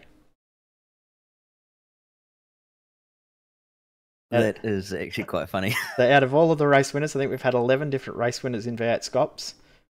Or 13 different race winners in V8 Scops. And 5 of the 13 start with the letter J. Jake Baloney, Jared Filsell, John Latham, Josh Muggleton, and Josh Rogers. Yes. So everyone's off to something go about start changing their name. And to think, like, I've got the best possible name that you could have for V8 Scops, and I still have never done any good, but that's another story. that might go something to do with the lack of talent that I have. But yeah, as I said, only 13 winners in V8 Scops. Bo Cattell won 2 races in V8 Scops. Ian Ford, of course, won at Nürburgring earlier in the season. We had Jake Baloney, of course, win Bathurst 1000 in 2015. Jared Filsell has won 21 races, started 20 races on pole position. John Latham won Bathurst in 2014. Josh Rogers has won 13 races. Kane Kugamaya has won the 1 race at Bathurst 1000 in 2016 with Jared Filsell. Madison Down has won 12 races in the history of V8 Scops. Mitchell Ciolak has won 1 race, 1 VIR last year. Richard Hampstead has won 14 races. Sam Sutton winning Bathurst in 2015. And Tyson Williams obviously winning VIR last year with Mitchell Ciolak. So that is the amazing records that we have for V8 Scops. We have got those stats available. They are on the forum if you would like to have a look through and see all the all-time numbers and stats of every single driver we have had participate in a top split or main split race in the history of V8 Scops, starting all the way back in September 2014 at Circuit of the Americas for our test season. We had 7 rounds in that season. Of course, 40 drivers made their debut that round. And from there, we've ended up with 292 drivers participate in the first 49 rounds. It will end on 296 different drivers starting a V8 Scops main race by the end of our 50th round. It's absolutely amazing. Yeah, it is. It's definitely a testament to show how popular this series is and the fact that it just keeps on growing and growing and growing every single round and every single year. So, yeah, it's definitely going to be interesting to see what the number looks like next year. Yeah, I think that the most amazing stat that I took out of it is over the whole time, we keep on thinking that we're seeing the same names all the time. When I was going through and seeing all the names that we used to see race in this series that we don't see anymore, and to only have 3 races in the history of V8 Scops where we have not had a new driver debut, and only once this year, I think is absolutely phenomenal. Like this year, we've seen the debuts of the likes of Adam Wyborn for Synergy Sim Racing. We've seen Brady Myers, and already we're seeing him as a full-time name in this series. He's already raced in 15 races. He only started racing in V8 Scops this year. Other names, Daniel Benefield started in V8 Scops this season. He's already raced in 5 races. Ethan Warren, another driver that we're seeing come through this year.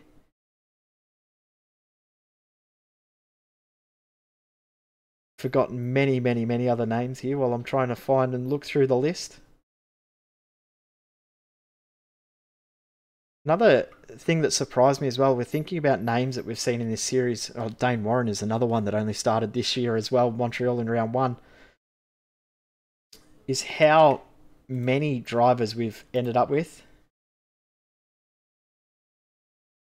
Just getting a message about what about Emily. Emily actually debuted back in 2016. She made top split at Monza in 2016. So she not a 2017 debutant is Emily Jones. She debuted in 2016, but just finished a 6th, 2/6 for her starts and finishes.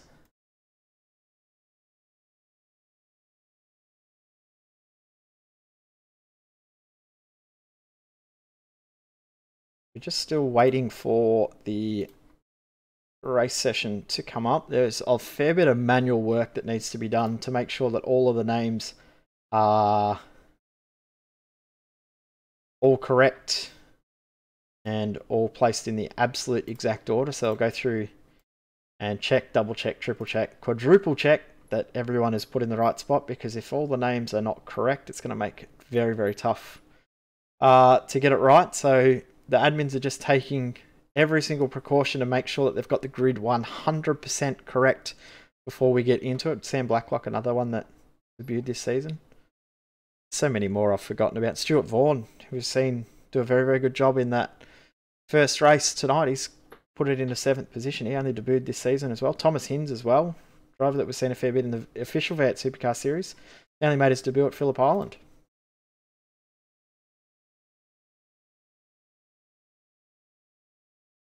So some interesting stats and numbers if you are wanting to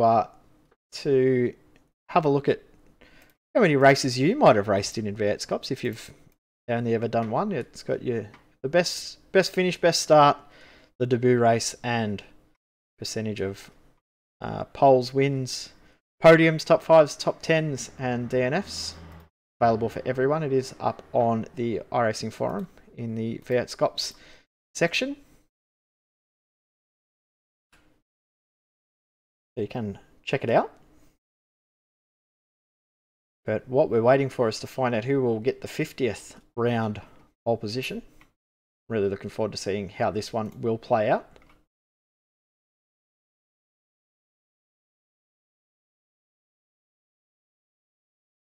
Who's your money on though? Ian Ford obviously starting from first position for us, then we'll pass the car over to Marlon McMullen to start in second, and Kurt Stenberg in third. Jake Maloney 4th, and Jared Filsell 5th. It's going to be a very, very close top 5. Yeah, it will be, and I don't think you can really put your money on anyone because it's so close and so even. So, yeah, it's going to be really, really interesting to see who can actually come out on top in this race.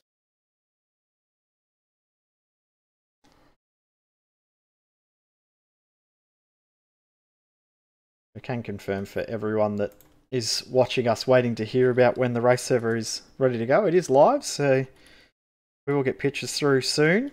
So drivers get released out onto the track in the next couple of minutes.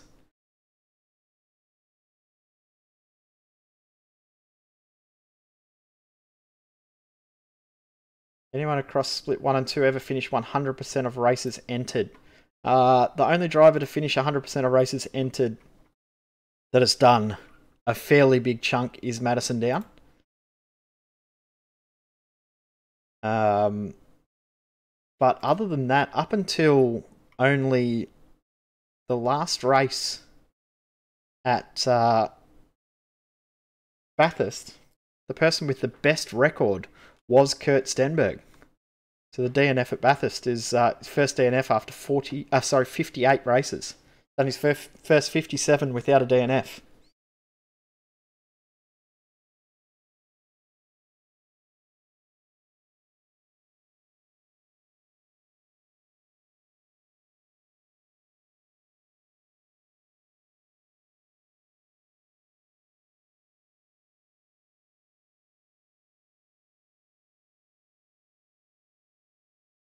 Just hearing some drivers are having issues getting into the split. We're just going to take another quick break and we'll be back in just a sec.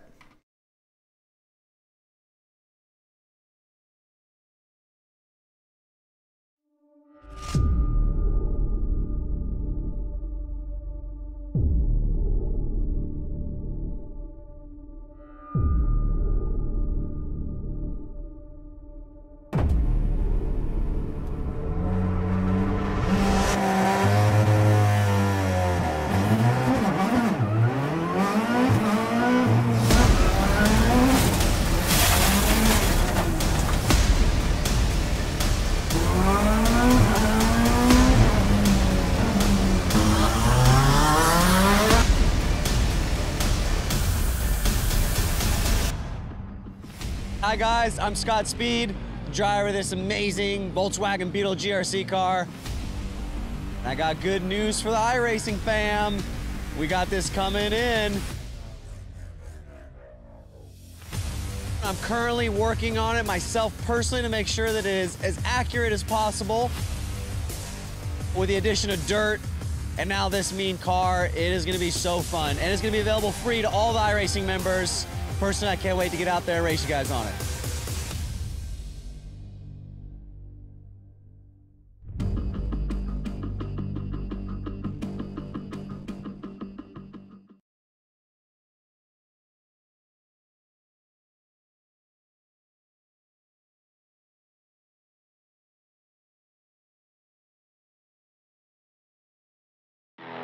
Introducing a whole new form of racing to the best online racing simulation in the world. This is Dirt Racing on iRacing.com. Race online at some of America's most legendary dirt tracks, including Eldora and Williams Grove. iRacing is the premier online racing game featuring NASCAR, IndyCar, sports cars, and now World of Outlaws, the leading sanctioning body for dirt racing. iRacing is easy to use and features a centralized ranking system to make sure you have the best experience at any skill level. With a massive inventory of high-precision laser scan tracks and cars with an unmatched dedication to quality and detail, iRacing gives you the most authentic online racing experience available. Thanks to iRacing's dynamic track system, developed specifically for dirt racing, tracks change over the course of a race, just like your favorite dirt track on a Friday or Saturday night. From a slick racing groove all the way up to the cushion, iRacing's dirt tracks deliver non-stop racing action. Partnered with the World of Outlaws, iRacing is your source for the most authentic dirt racing experience available, featuring 4 brand new tracks and 11 new cars, including street stocks, Legends cars, late models, NASCAR trucks, winged and non-winged sprint cars, with much more on the way. Join the Dirt Revolution on iRacing.com and start slinging mud today.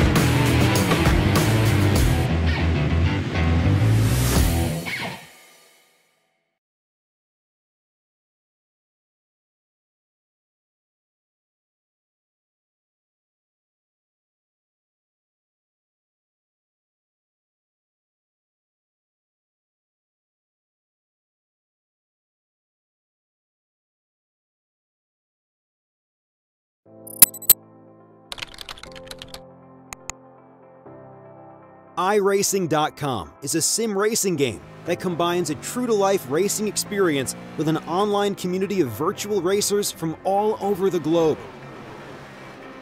iRacing offers a multitude of officially licensed cars and tracks, laser scanned with millimeter accuracy.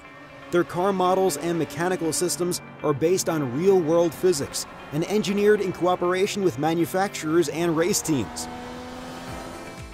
iRacing's web-based interface allows members to compare stats and test drive any combination of car and track instantly. Their skill license system ranges from rookie to pro, ensuring members are always pitted against those with similar skill sets. Members are able to sign up for a weekly race series, compete in time trials, host a private race with friends, and participate in racing leagues created and run by the community. With over 60,000 members, iRacing works in partnership with renowned motorsport organizations like SRO Motorsports Group to deliver virtual races based on the real-life Blancpain GT series. iRacing's Blancpain Endurance Series features team racing, giving members the ability to build a team and participate in races ranging from 3 hours to 24 hours. Additional partners include NASCAR, IMSA, V8 Supercars, IndyCar, allowing members to race in their very own 24 hours of Spa, Bathurst 1000, Daytona 500, and many more. iRacing.com, delivering the most authentic racing experience short of getting into a real race car.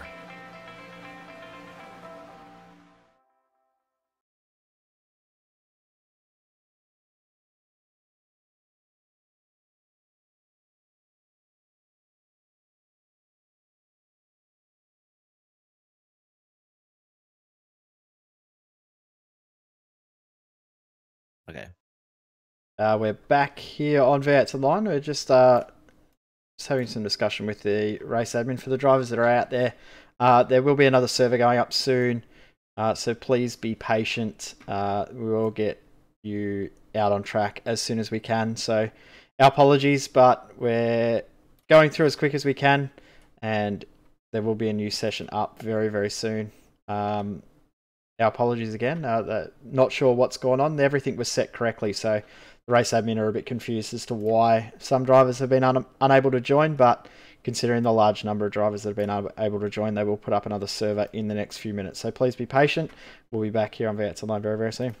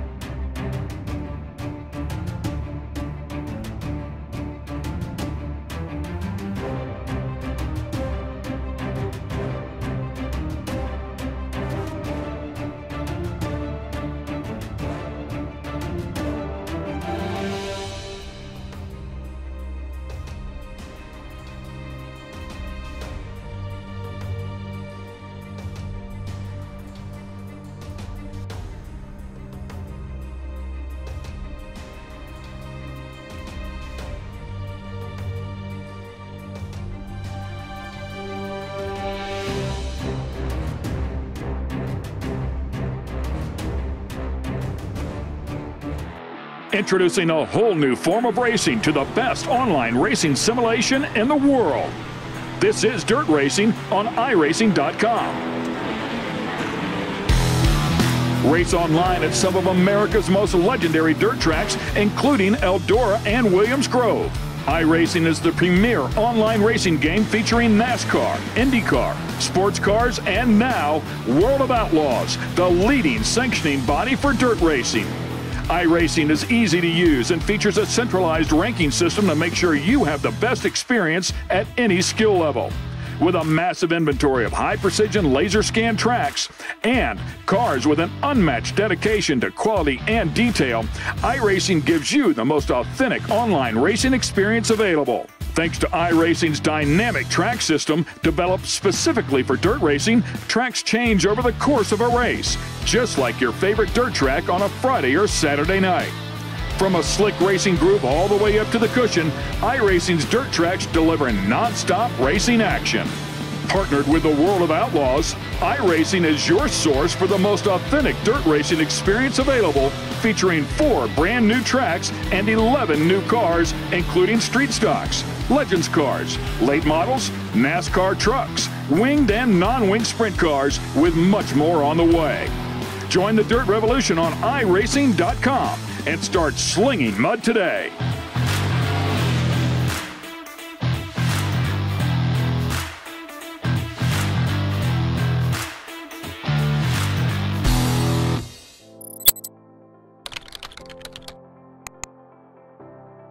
iRacing.com is a sim racing game that combines a true-to-life racing experience with an online community of virtual racers from all over the globe. iRacing offers a multitude of officially licensed cars and tracks, laser scanned with millimeter accuracy. Their car models and mechanical systems are based on real-world physics and engineered in cooperation with manufacturers and race teams. iRacing's web-based interface allows members to compare stats and test drive any combination of car and track instantly. Their skill license system ranges from rookie to pro, ensuring members are always pitted against those with similar skill sets. Members are able to sign up for a weekly race series, compete in time trials, host a private race with friends, and participate in racing leagues created and run by the community. With over 60,000 members, iRacing works in partnership with renowned motorsport organizations like SRO Motorsports Group to deliver virtual races based on the real-life Blancpain GT series. iRacing's Blancpain Endurance Series features team racing, giving members the ability to build a team and participate in races ranging from 3 hours to 24 hours. Additional partners include NASCAR, IMSA, V8 Supercars, IndyCar, allowing members to race in their very own 24 hours of Spa, Bathurst 1000, Daytona 500, and many more. iRacing.com, delivering the most authentic racing experience short of getting into a real race car.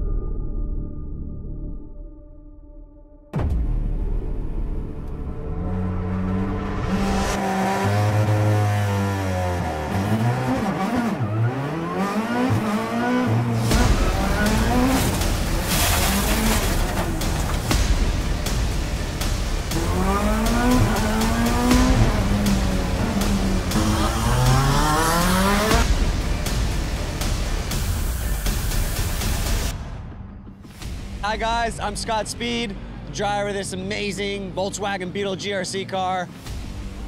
I got good news for the iRacing fam. We got this coming in.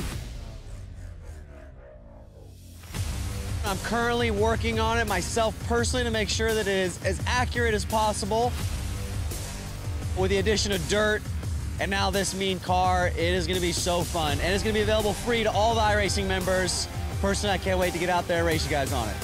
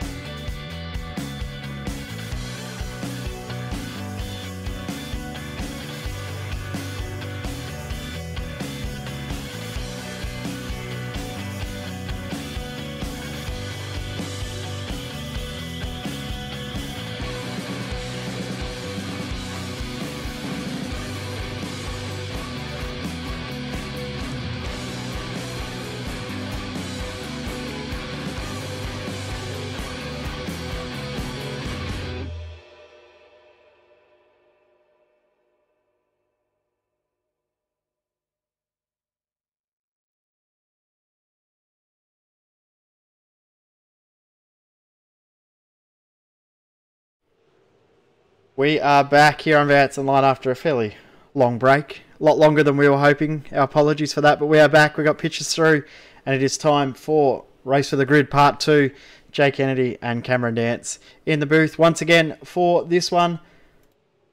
It's been a very, very long wait for this one to come about, but we are now into it, and we're ready to go. It's going to be a very, very entertaining race.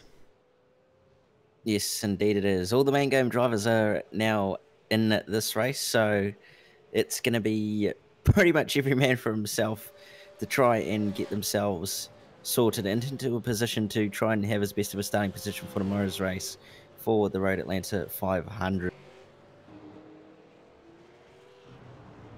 Yeah, it should be very, very entertaining as well to see how much jostling for position there is with this one. The moment in this tiny little warm-up session, Dane Warren is fastest over Madison Down and Dean O'Brien. And that car, the very, very pink car, is been doing a very good job. We saw Michael Schreier move it up the field. It's going to start, I think, from 6th from memory. So that car is one to watch in this race right now.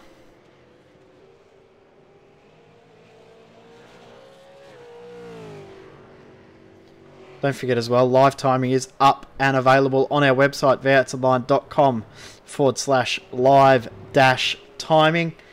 I have all the numbers that you will love to look at. Give you all the info about everything that's happening on the track with this Race for the Grid number 2. And where these drivers finish in this one will set our grid for tomorrow's Road Atlanta 500.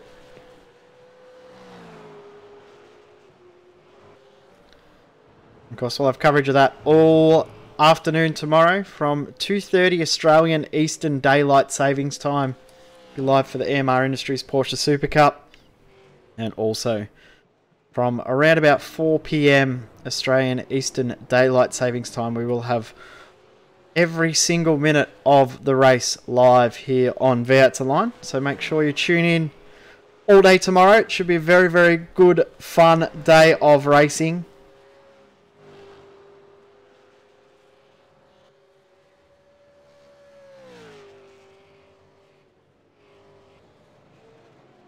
So I've ended up with 39 drivers in this main race now.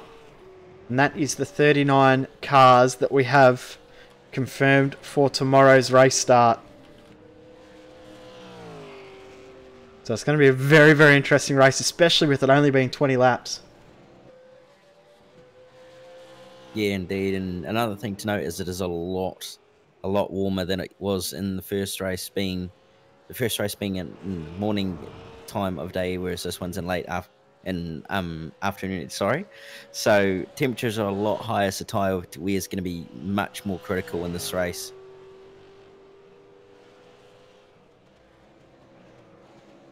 The checkered flag is now out. We will get our grid up on the screen for the Race for the Grid number 2 here as part of the Hyperstimulator. Jeez, I'm doing a really good job of English today.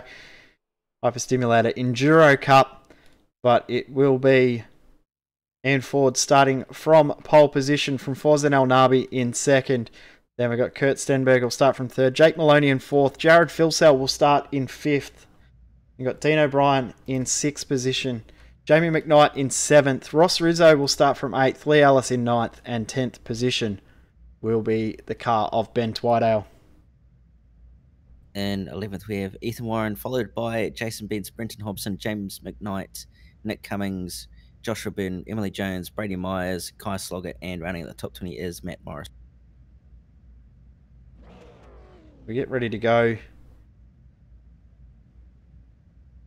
Not long until we get the green flag for this race. And it'll be really interesting to see how the likes of Hampstead, Warren, Down, Blythe, Ryan, and the rest of the guys that did not race in the first sprint or race for the grid, how they go working their way through the field. As the revs rise, we are ready to go for 20 laps. This is the race number 2 to set the grid for the Road Atlanta 500. It is green and a good jump from the second row. Around the outside looks Jared Filsell, but the front of the field, Ian Ford has got away fairly clean, but Marlon McMullen up the inside, and he's going to get the move done. This is going to be tight. Oh, shuffle Maloney a little bit there.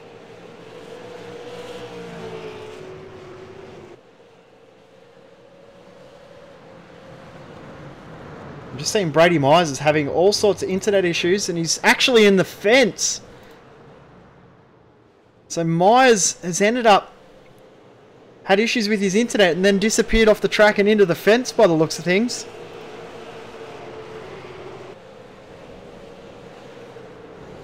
Yeah, that's actually been quite a substantial hit by the looks of it.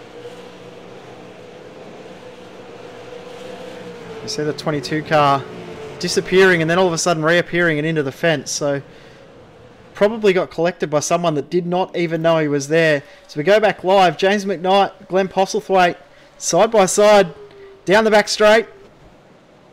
Now McKnight, we saw his teammate Martin Carroll was doing a very, very good job. Oh, Postlethwaite, big crossed up moment. He's going to lose the spot. McKnight's teammate ran out of fuel, we believe, at the end of the race.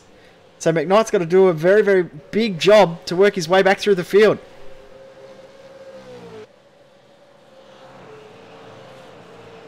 Side by side is Emily Jones, just getting past Josh Burden. Move done for her. So they've moved up to 14th. Remember, their car, Stephen Sandman Clark at the wheel, was looped around at that corner right there on lap 1 in the first race for the grid. So all the way back in last. Now made their way up to 14th position. So doing a very, very good job. So we go back to the front. Ian Ford has checked out a little from Marlon McMullen. But Jake Maloney has a lot of pressure from Jared Filsell behind. Yeah, he does, and Filsell managed to get a move done on Stenberg at the lap earlier at the back straight at the chicane at the end of the lap, so he's definitely a man on a mission at this point.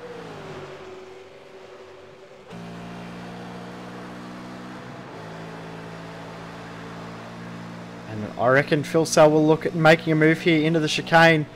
Under brakes, move done quite easily in the end for Filsell. Maloney's probably thinking long game as well. Tuck in behind, and Jamie McKnight, Lee Ellis side by side just in the background. Ross Rizzo, Dean O'Brien getting involved as well.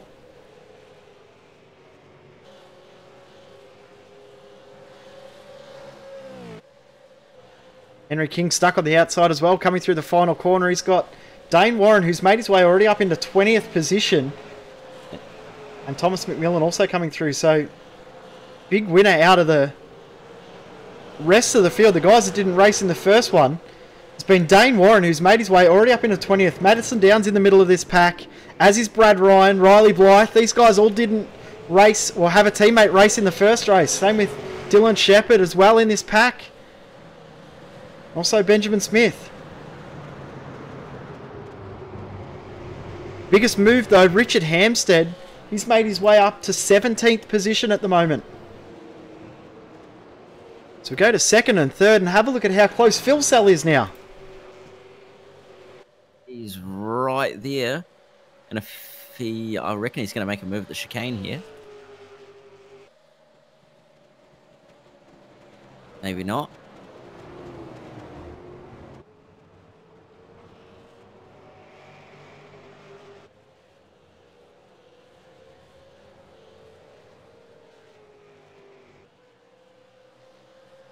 And what this is doing while McMullen and Filsell fight as Filsell does the fastest lap of the race. Ian Ford's drifting a little bit ahead while this is going on. Just behind, side by side, Dean O'Brien up the inside of Ross Rizzo. Contact between them. And a little bit of contact between McKnight and O'Brien. And they're 3 wide. This is messy. Hobson. A little bit of contact between Hobson. He's actually holding on to it. Excuse me. Hobson and McKnight. And Emily Jones is in there too with Nick Cummings. Yeah, so it's all on for this little battle just inside the top 10. And just There's now behind Hampstead's. Yeah, just behind Hampstead, side by side with Ben Twidale. He's going to go around the outside. McKnight still side by side as well as we go back to second and third. Side by side is for second and third. Filsell looking to make a move on McMullen.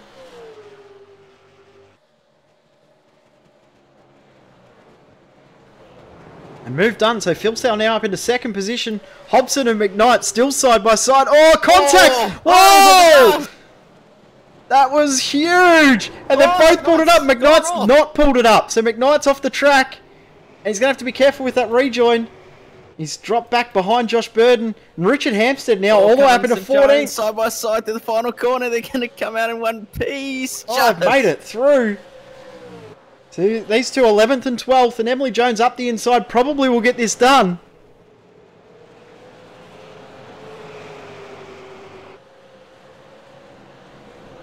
Cummings is holding on. Yeah, tough to hold around the outside there. And shuffle back into line. So this train of cars is now Jones, Cummings, Burton and Hampstead, 11th through 14th. So it's Ian Ford, 1.2 second lead over Jared Philsell. Marlon McMullen in third, Jake Maloney fourth, Kurt Stenberg in fifth position with Lee Ellis in sixth, and then Ross Rizzo, Ethan Warren, Dean O'Brien and Brenton Hobson rounding out the top 10. So we see Jamie McKnight off the road again.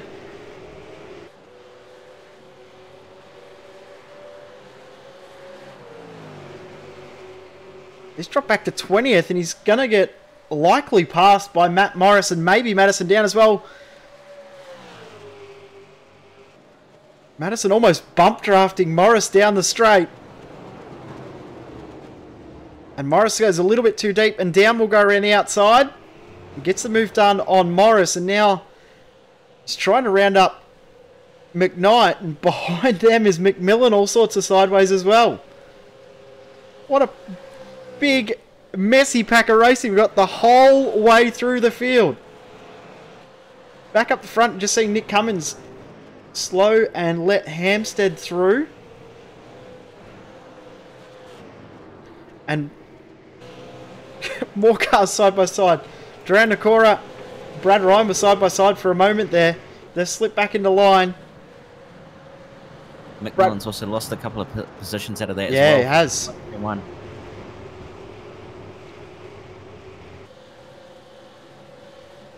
Tell you what's making this really interesting is watching these very, very quick drivers work their way through the field. Oh, Nakora!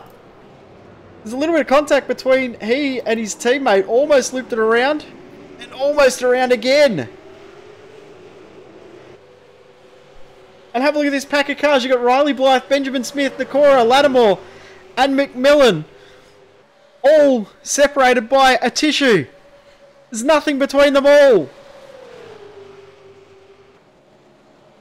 Nakora's going to go up the inside. No, he's going to have to slot him behind. Oh, that's Lattimore. All sorts of cross stuff. Lattimore almost ran off the track. Somehow pulled it up.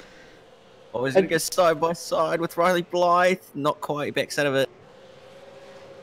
Side by side as well. Just up ahead is Emily Jones and Richard Hampstead through turn one. Nick Cummins is tucked in behind. Good battle here. Good battles the whole way through the field. And have a look at the battle at the front. It is on for the lead. Yeah, Philsell's right there, and he's probably going to get a very good run out of onto the back straight here. And it's looking like he's done exactly that. So he should be able to make a move if he can get close enough.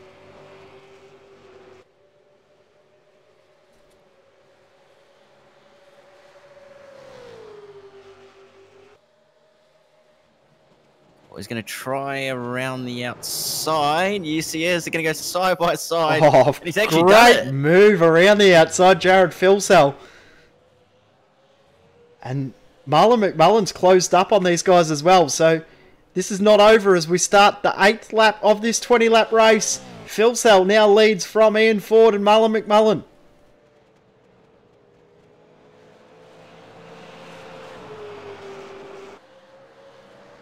Oh, Cummings and Jones had a moment just down the hill, and Jones is off the track.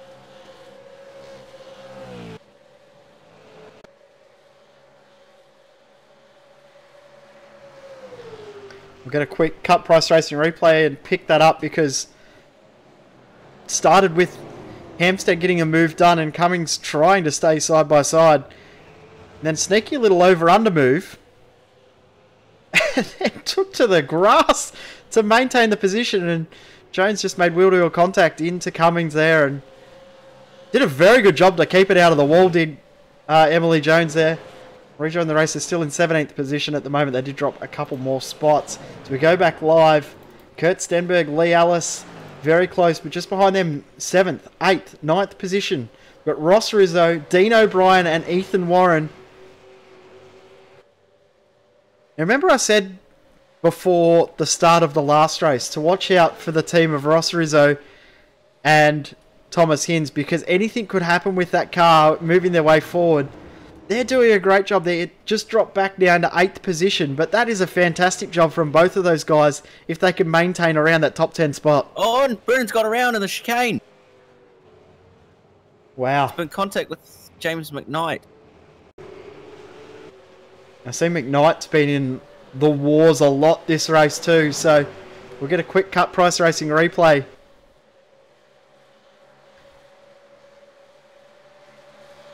It's the other McKnight, James McKnight. We've got two McKnights in this race, James and Jamie. So, yeah, contact. Oh, a little bit of contact between James McKnight, who now has a big gaggle of cars behind him. And second and third is very, very close right now. Ian Ford is defending quite hard from Marlon McMullen.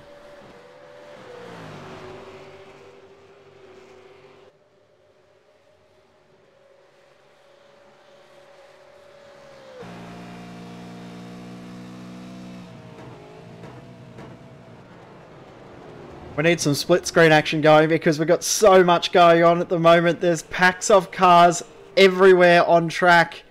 The only car out by itself at the moment is Jake Maloney. He's got no one around him. Everyone else is in a battle at the moment. Matt Morris, Riley Blythe back 22nd, 21st. They're very, very close. Madison Down trying to wake his way through from Glenn Postlethwaite ahead. And the beautiful Barbie car of Jason Bentz there. That's a lovely looking livery. But Madison now up to 16th position. Hampstead's made his way up into 11th position. And Dane Warren into 13th position. So those guys that we were expecting to do some pretty amazing things working their way through the field have done just that. Brad Ryan also has done a good job working his way through the field. He is up 12 spots into 20th. But Jared Filsell now out by over a second as we approach the halfway point of this race. Battle 7th through to 10th is probably the most racy at the moment, though, between O'Brien, Rizzo, Warren, and Hobson. And it won't be long before Hampstead's there too. Yeah, Hampstead's not too far behind, so you'll start to join the back of this, and actually Madison Down isn't too far behind Hampstead either. Yeah. So and Dane Warren too. More.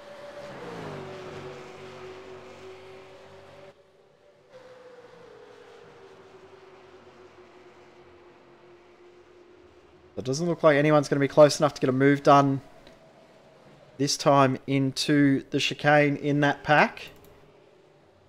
But look at Madison Down with the big dive bomb move up the inside of Glenn Postlethwaite. I'll tell you what, that was sent. So down up to 15th. Now has James McKnight ahead.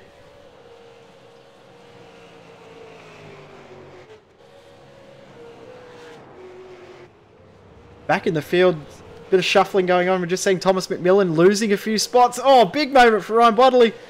Kai Sloggett as well, side by side, through the final corner.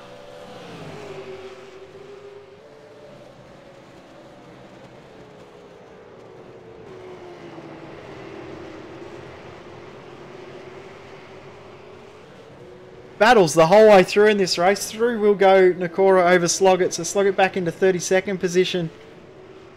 In the pits is the Pleb Simsport car of Corey Preston. I'm not sure as to why that is. Try and see if we can find out.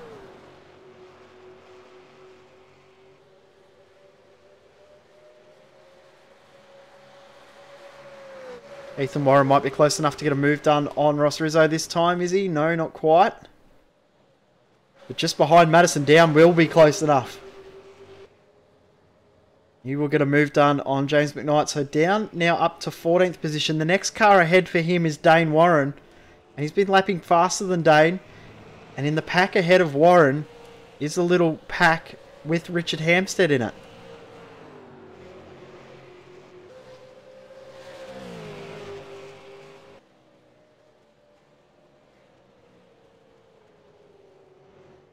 Brad Ryan's just got past Emily Jones, and Jones now under pressure from Jordan Ross.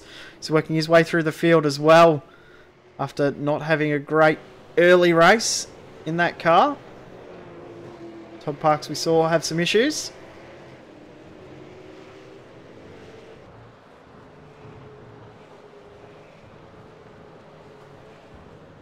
What a race this has been. Get your breath because we're about to heat up for a second go. We're watching now Ross Rizzo. He's got Ethan Warren and Bretton Hobson right on his tail.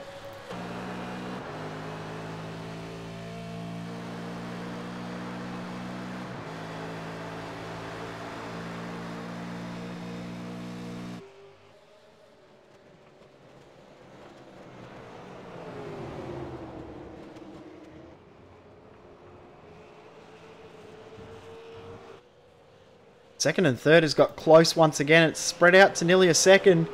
And now it's back in to under half a second again. So Marlon McMullen looking to put some pressure back on. I'm seeing Emily Jones and Jordan Ross side by side up over the rise under the bridge. Shuffled back into line though. And Riley Blythe has done a good job working his way through the field as well. Up 10 spots. Looks to get some more positions made before the end of this one. We've got 8 laps to go and Ross may be able to get this done. Not quite able to get the drive out, and Riley Blythe is right there now.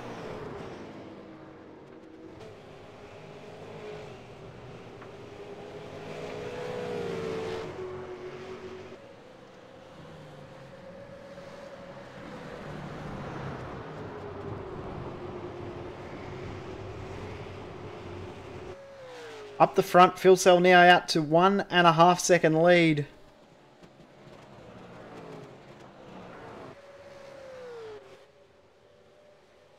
This is the pack for 7th, 8th, 9th and 10th.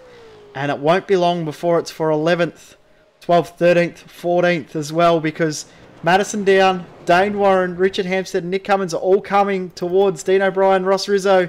Up the inside goes Madison Down on Dane Warren. That's for position. So Down now up to 13th place. And next on his radar is Nick Cummings and Richard Amstead, who are not too far up the road.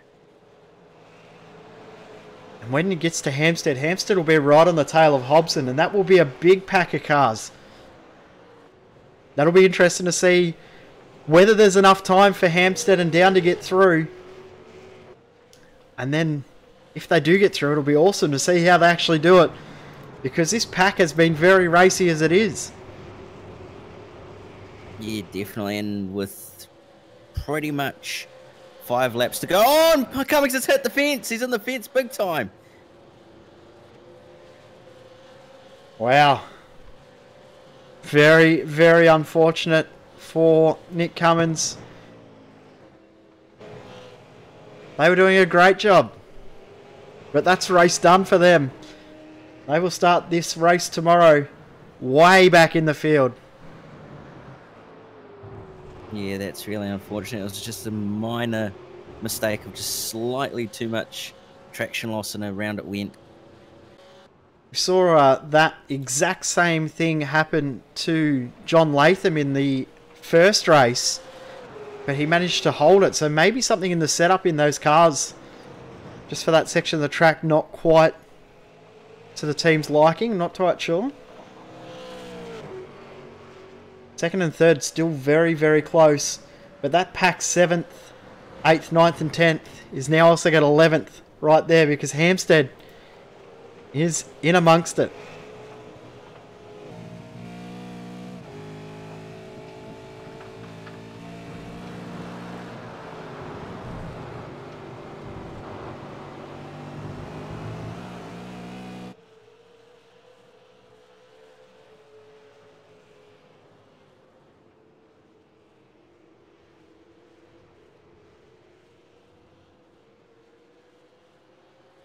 Oh, big sideways moment for Ross Rizzo there. And that'll enable Ethan Warren to potentially get a move done this time. And have a look at Hampstead. Go! Already side by side on Hobson.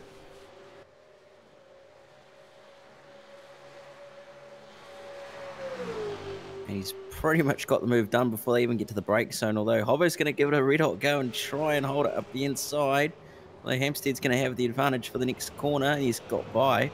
We've seen So that now outside Hampstead- line work quite well too, haven't we? Yeah, definitely. So now Hampstead's into a top 10 position at this stage. Tell you who's starting to get quite racy to his teammates for 5th and 6th, Stenberg and Alice. Lee Alice has started to find a bit of a rhythm now and picking up the pace. Starting to apply a lot of pressure to his teammate.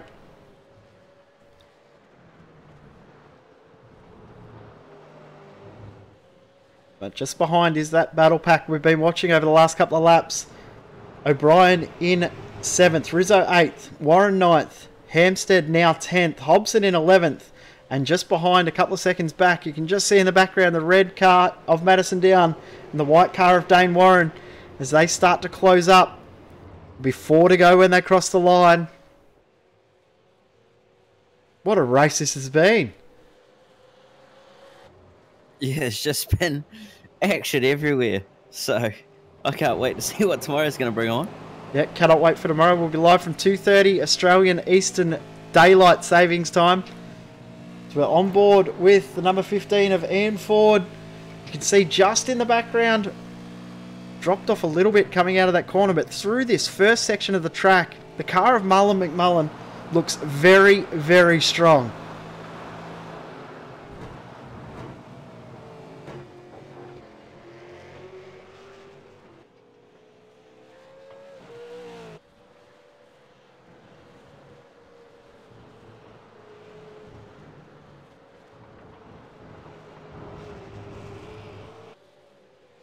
We'll just go back as well to that 7th, 8th, 9th, 10th, 11th battle, because right on the tail is Rizzo. This is the closest Rizzo's been for quite a few laps.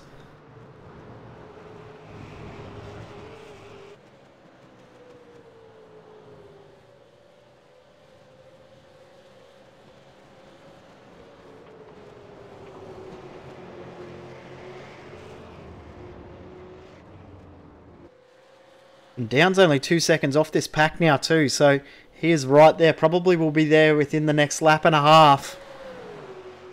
And Rizzo's got a run now as well, so he'll try and make the move. It's going to be on the outside into the chicane, although we've seen it work, so what's going to happen here? Yeah, just a little bit too wide. You've got to try and squeeze up onto that curb to get it through there. So it's really compromised him. Checked up Ethan Warren as well. And Richard Hampstead now looks to make a move.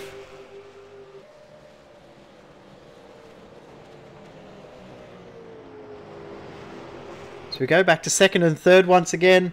As I said, McMullen looks really good at the first part of this lap, and this is the closest he's been for quite a few now.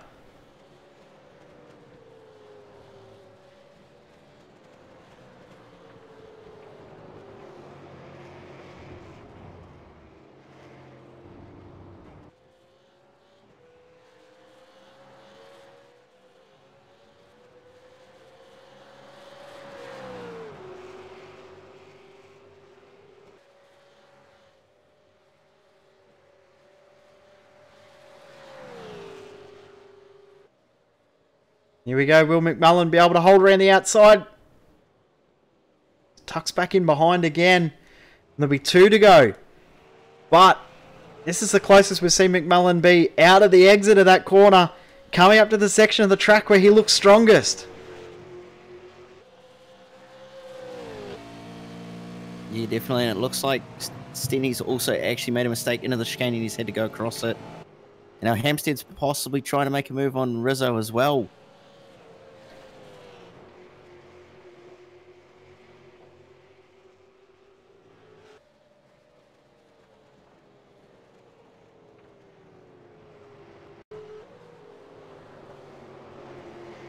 See if we can get a replay of the pass, Lee Ellis and Kurt Stenberg.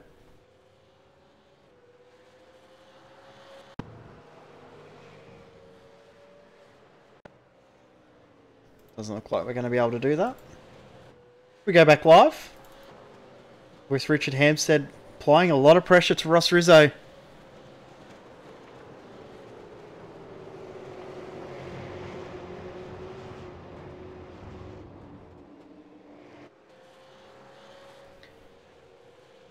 Madison Downs right on the tail of Hobson, who is right there too. So we have a true 6-car battle for the last 4 spots in the top 10.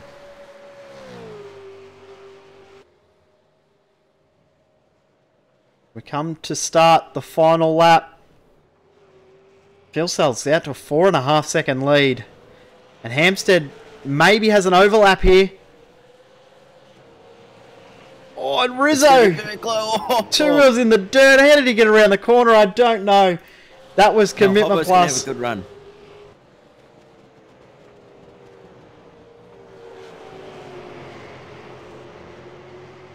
And Downs right there too now. Yes, so it's going to be very interesting to see what happens here.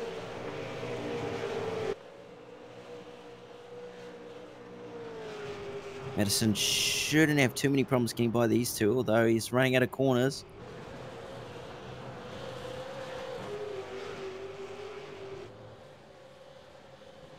Have a look at O'Brien and Warren too. The front of this train. They are very close.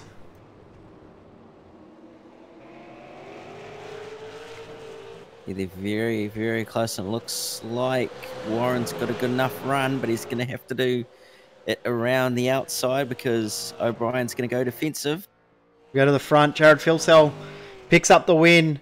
He will start from pole. Marlon McMullen will finish behind Ian Ford. So second for ERT, third for Performance Sim Sport. But back to that battle pack we were watching. It looks like Dean O'Brien might hold on. Although Richard Hampstead's going to try, but not quite. Postlethwaite's lost a couple of spots at the chicane too. And side by side go James McKnight, Brad Ryan. Brad Ryan goes through. Just 2 thousandths of a second separating those 2 cars at the line. 2 thousandths of a second.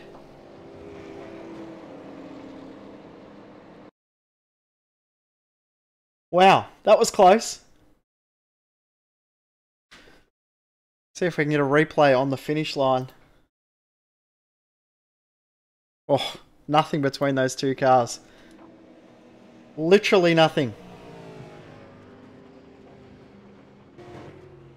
It looks like we've got everyone else coming across the line. Emily Jones has ended up way back in 34th position. So something happened for her on the second last lap as well. So not a great end to the race for those guys. But what a fantastic race that was.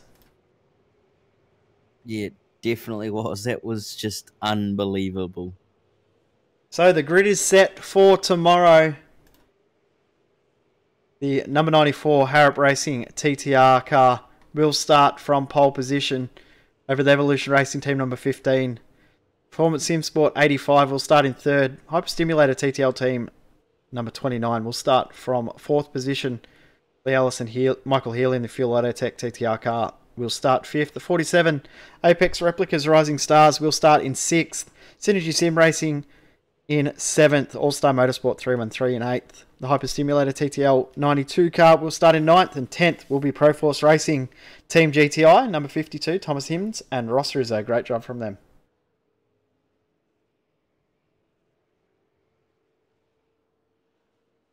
And we've got in 11th position Synergy Sim Racing number 88, Brenton Hobbs and David Moore. They will start in their 12th.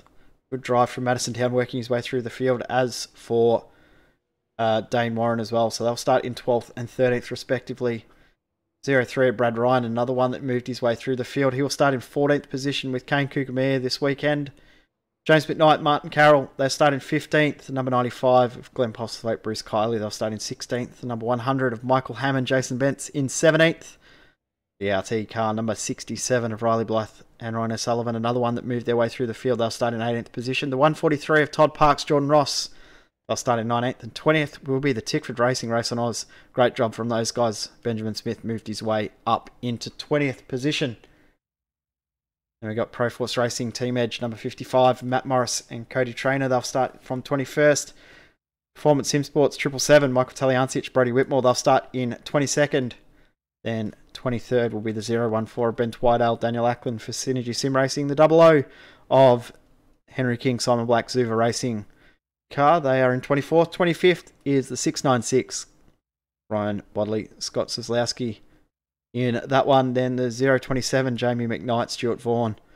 Bit of a rough race for those guys. They'll start 26th though. 27th, great job from the Middle Finger Racing boys, Bryce Sloggett and David Kidman, starting 27th. 28th for the Race on Oz 07 car, Stephen Lattimore, Damon Mulqueen, Duran Nakora, James Scott, the All-Star Motorsport 018, then All-Star Motorsport 248, Thomas McMillan, Nathan Connor, they're 29th and 30th. Then the last page of drivers, we've got Phoenix Sim Sports 209, John McDonald, Griffin Gardner. Then Fusion Sim Racing number 9, Josh Burden, Will Dodd. Hyperstimulator TTL number 400, Nick Cummins, Joe Burkett. And the Apex Replicas 68, Emily Jones, Stephen Clark, last driver to finish the race. Then 35th will be Jake Blackhall, Brent O'Brien, Corey Preston, Lewis Kugley will start from 36th. 37th will be Dylan Shepherd, Jeff Rahali. 38th, Brady Myers and Gene Fitties. And the last car to start the race will be the KRF car, Brett Loxton and Luke Page in that one. What a race that was. What a night it's been. But it means nothing in regards to the championship because the points count tomorrow. The big money is tomorrow, and we are looking forward to that.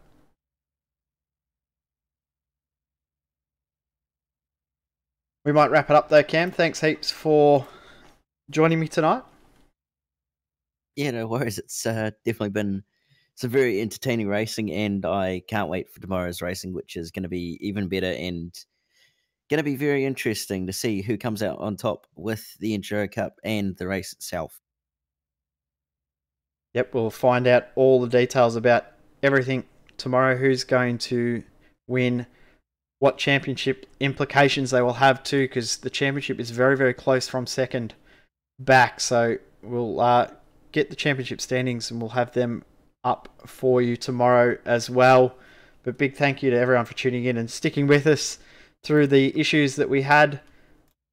Big thank you to the admin team as well behind the scenes for all the hard work they do. The stuff that goes on to make this series actually work and run is absolutely huge. So a big thank you to the guys that have worked tirelessly to get everything up and running for tonight. It's a very, very tough setting everything manually, so well done to those guys.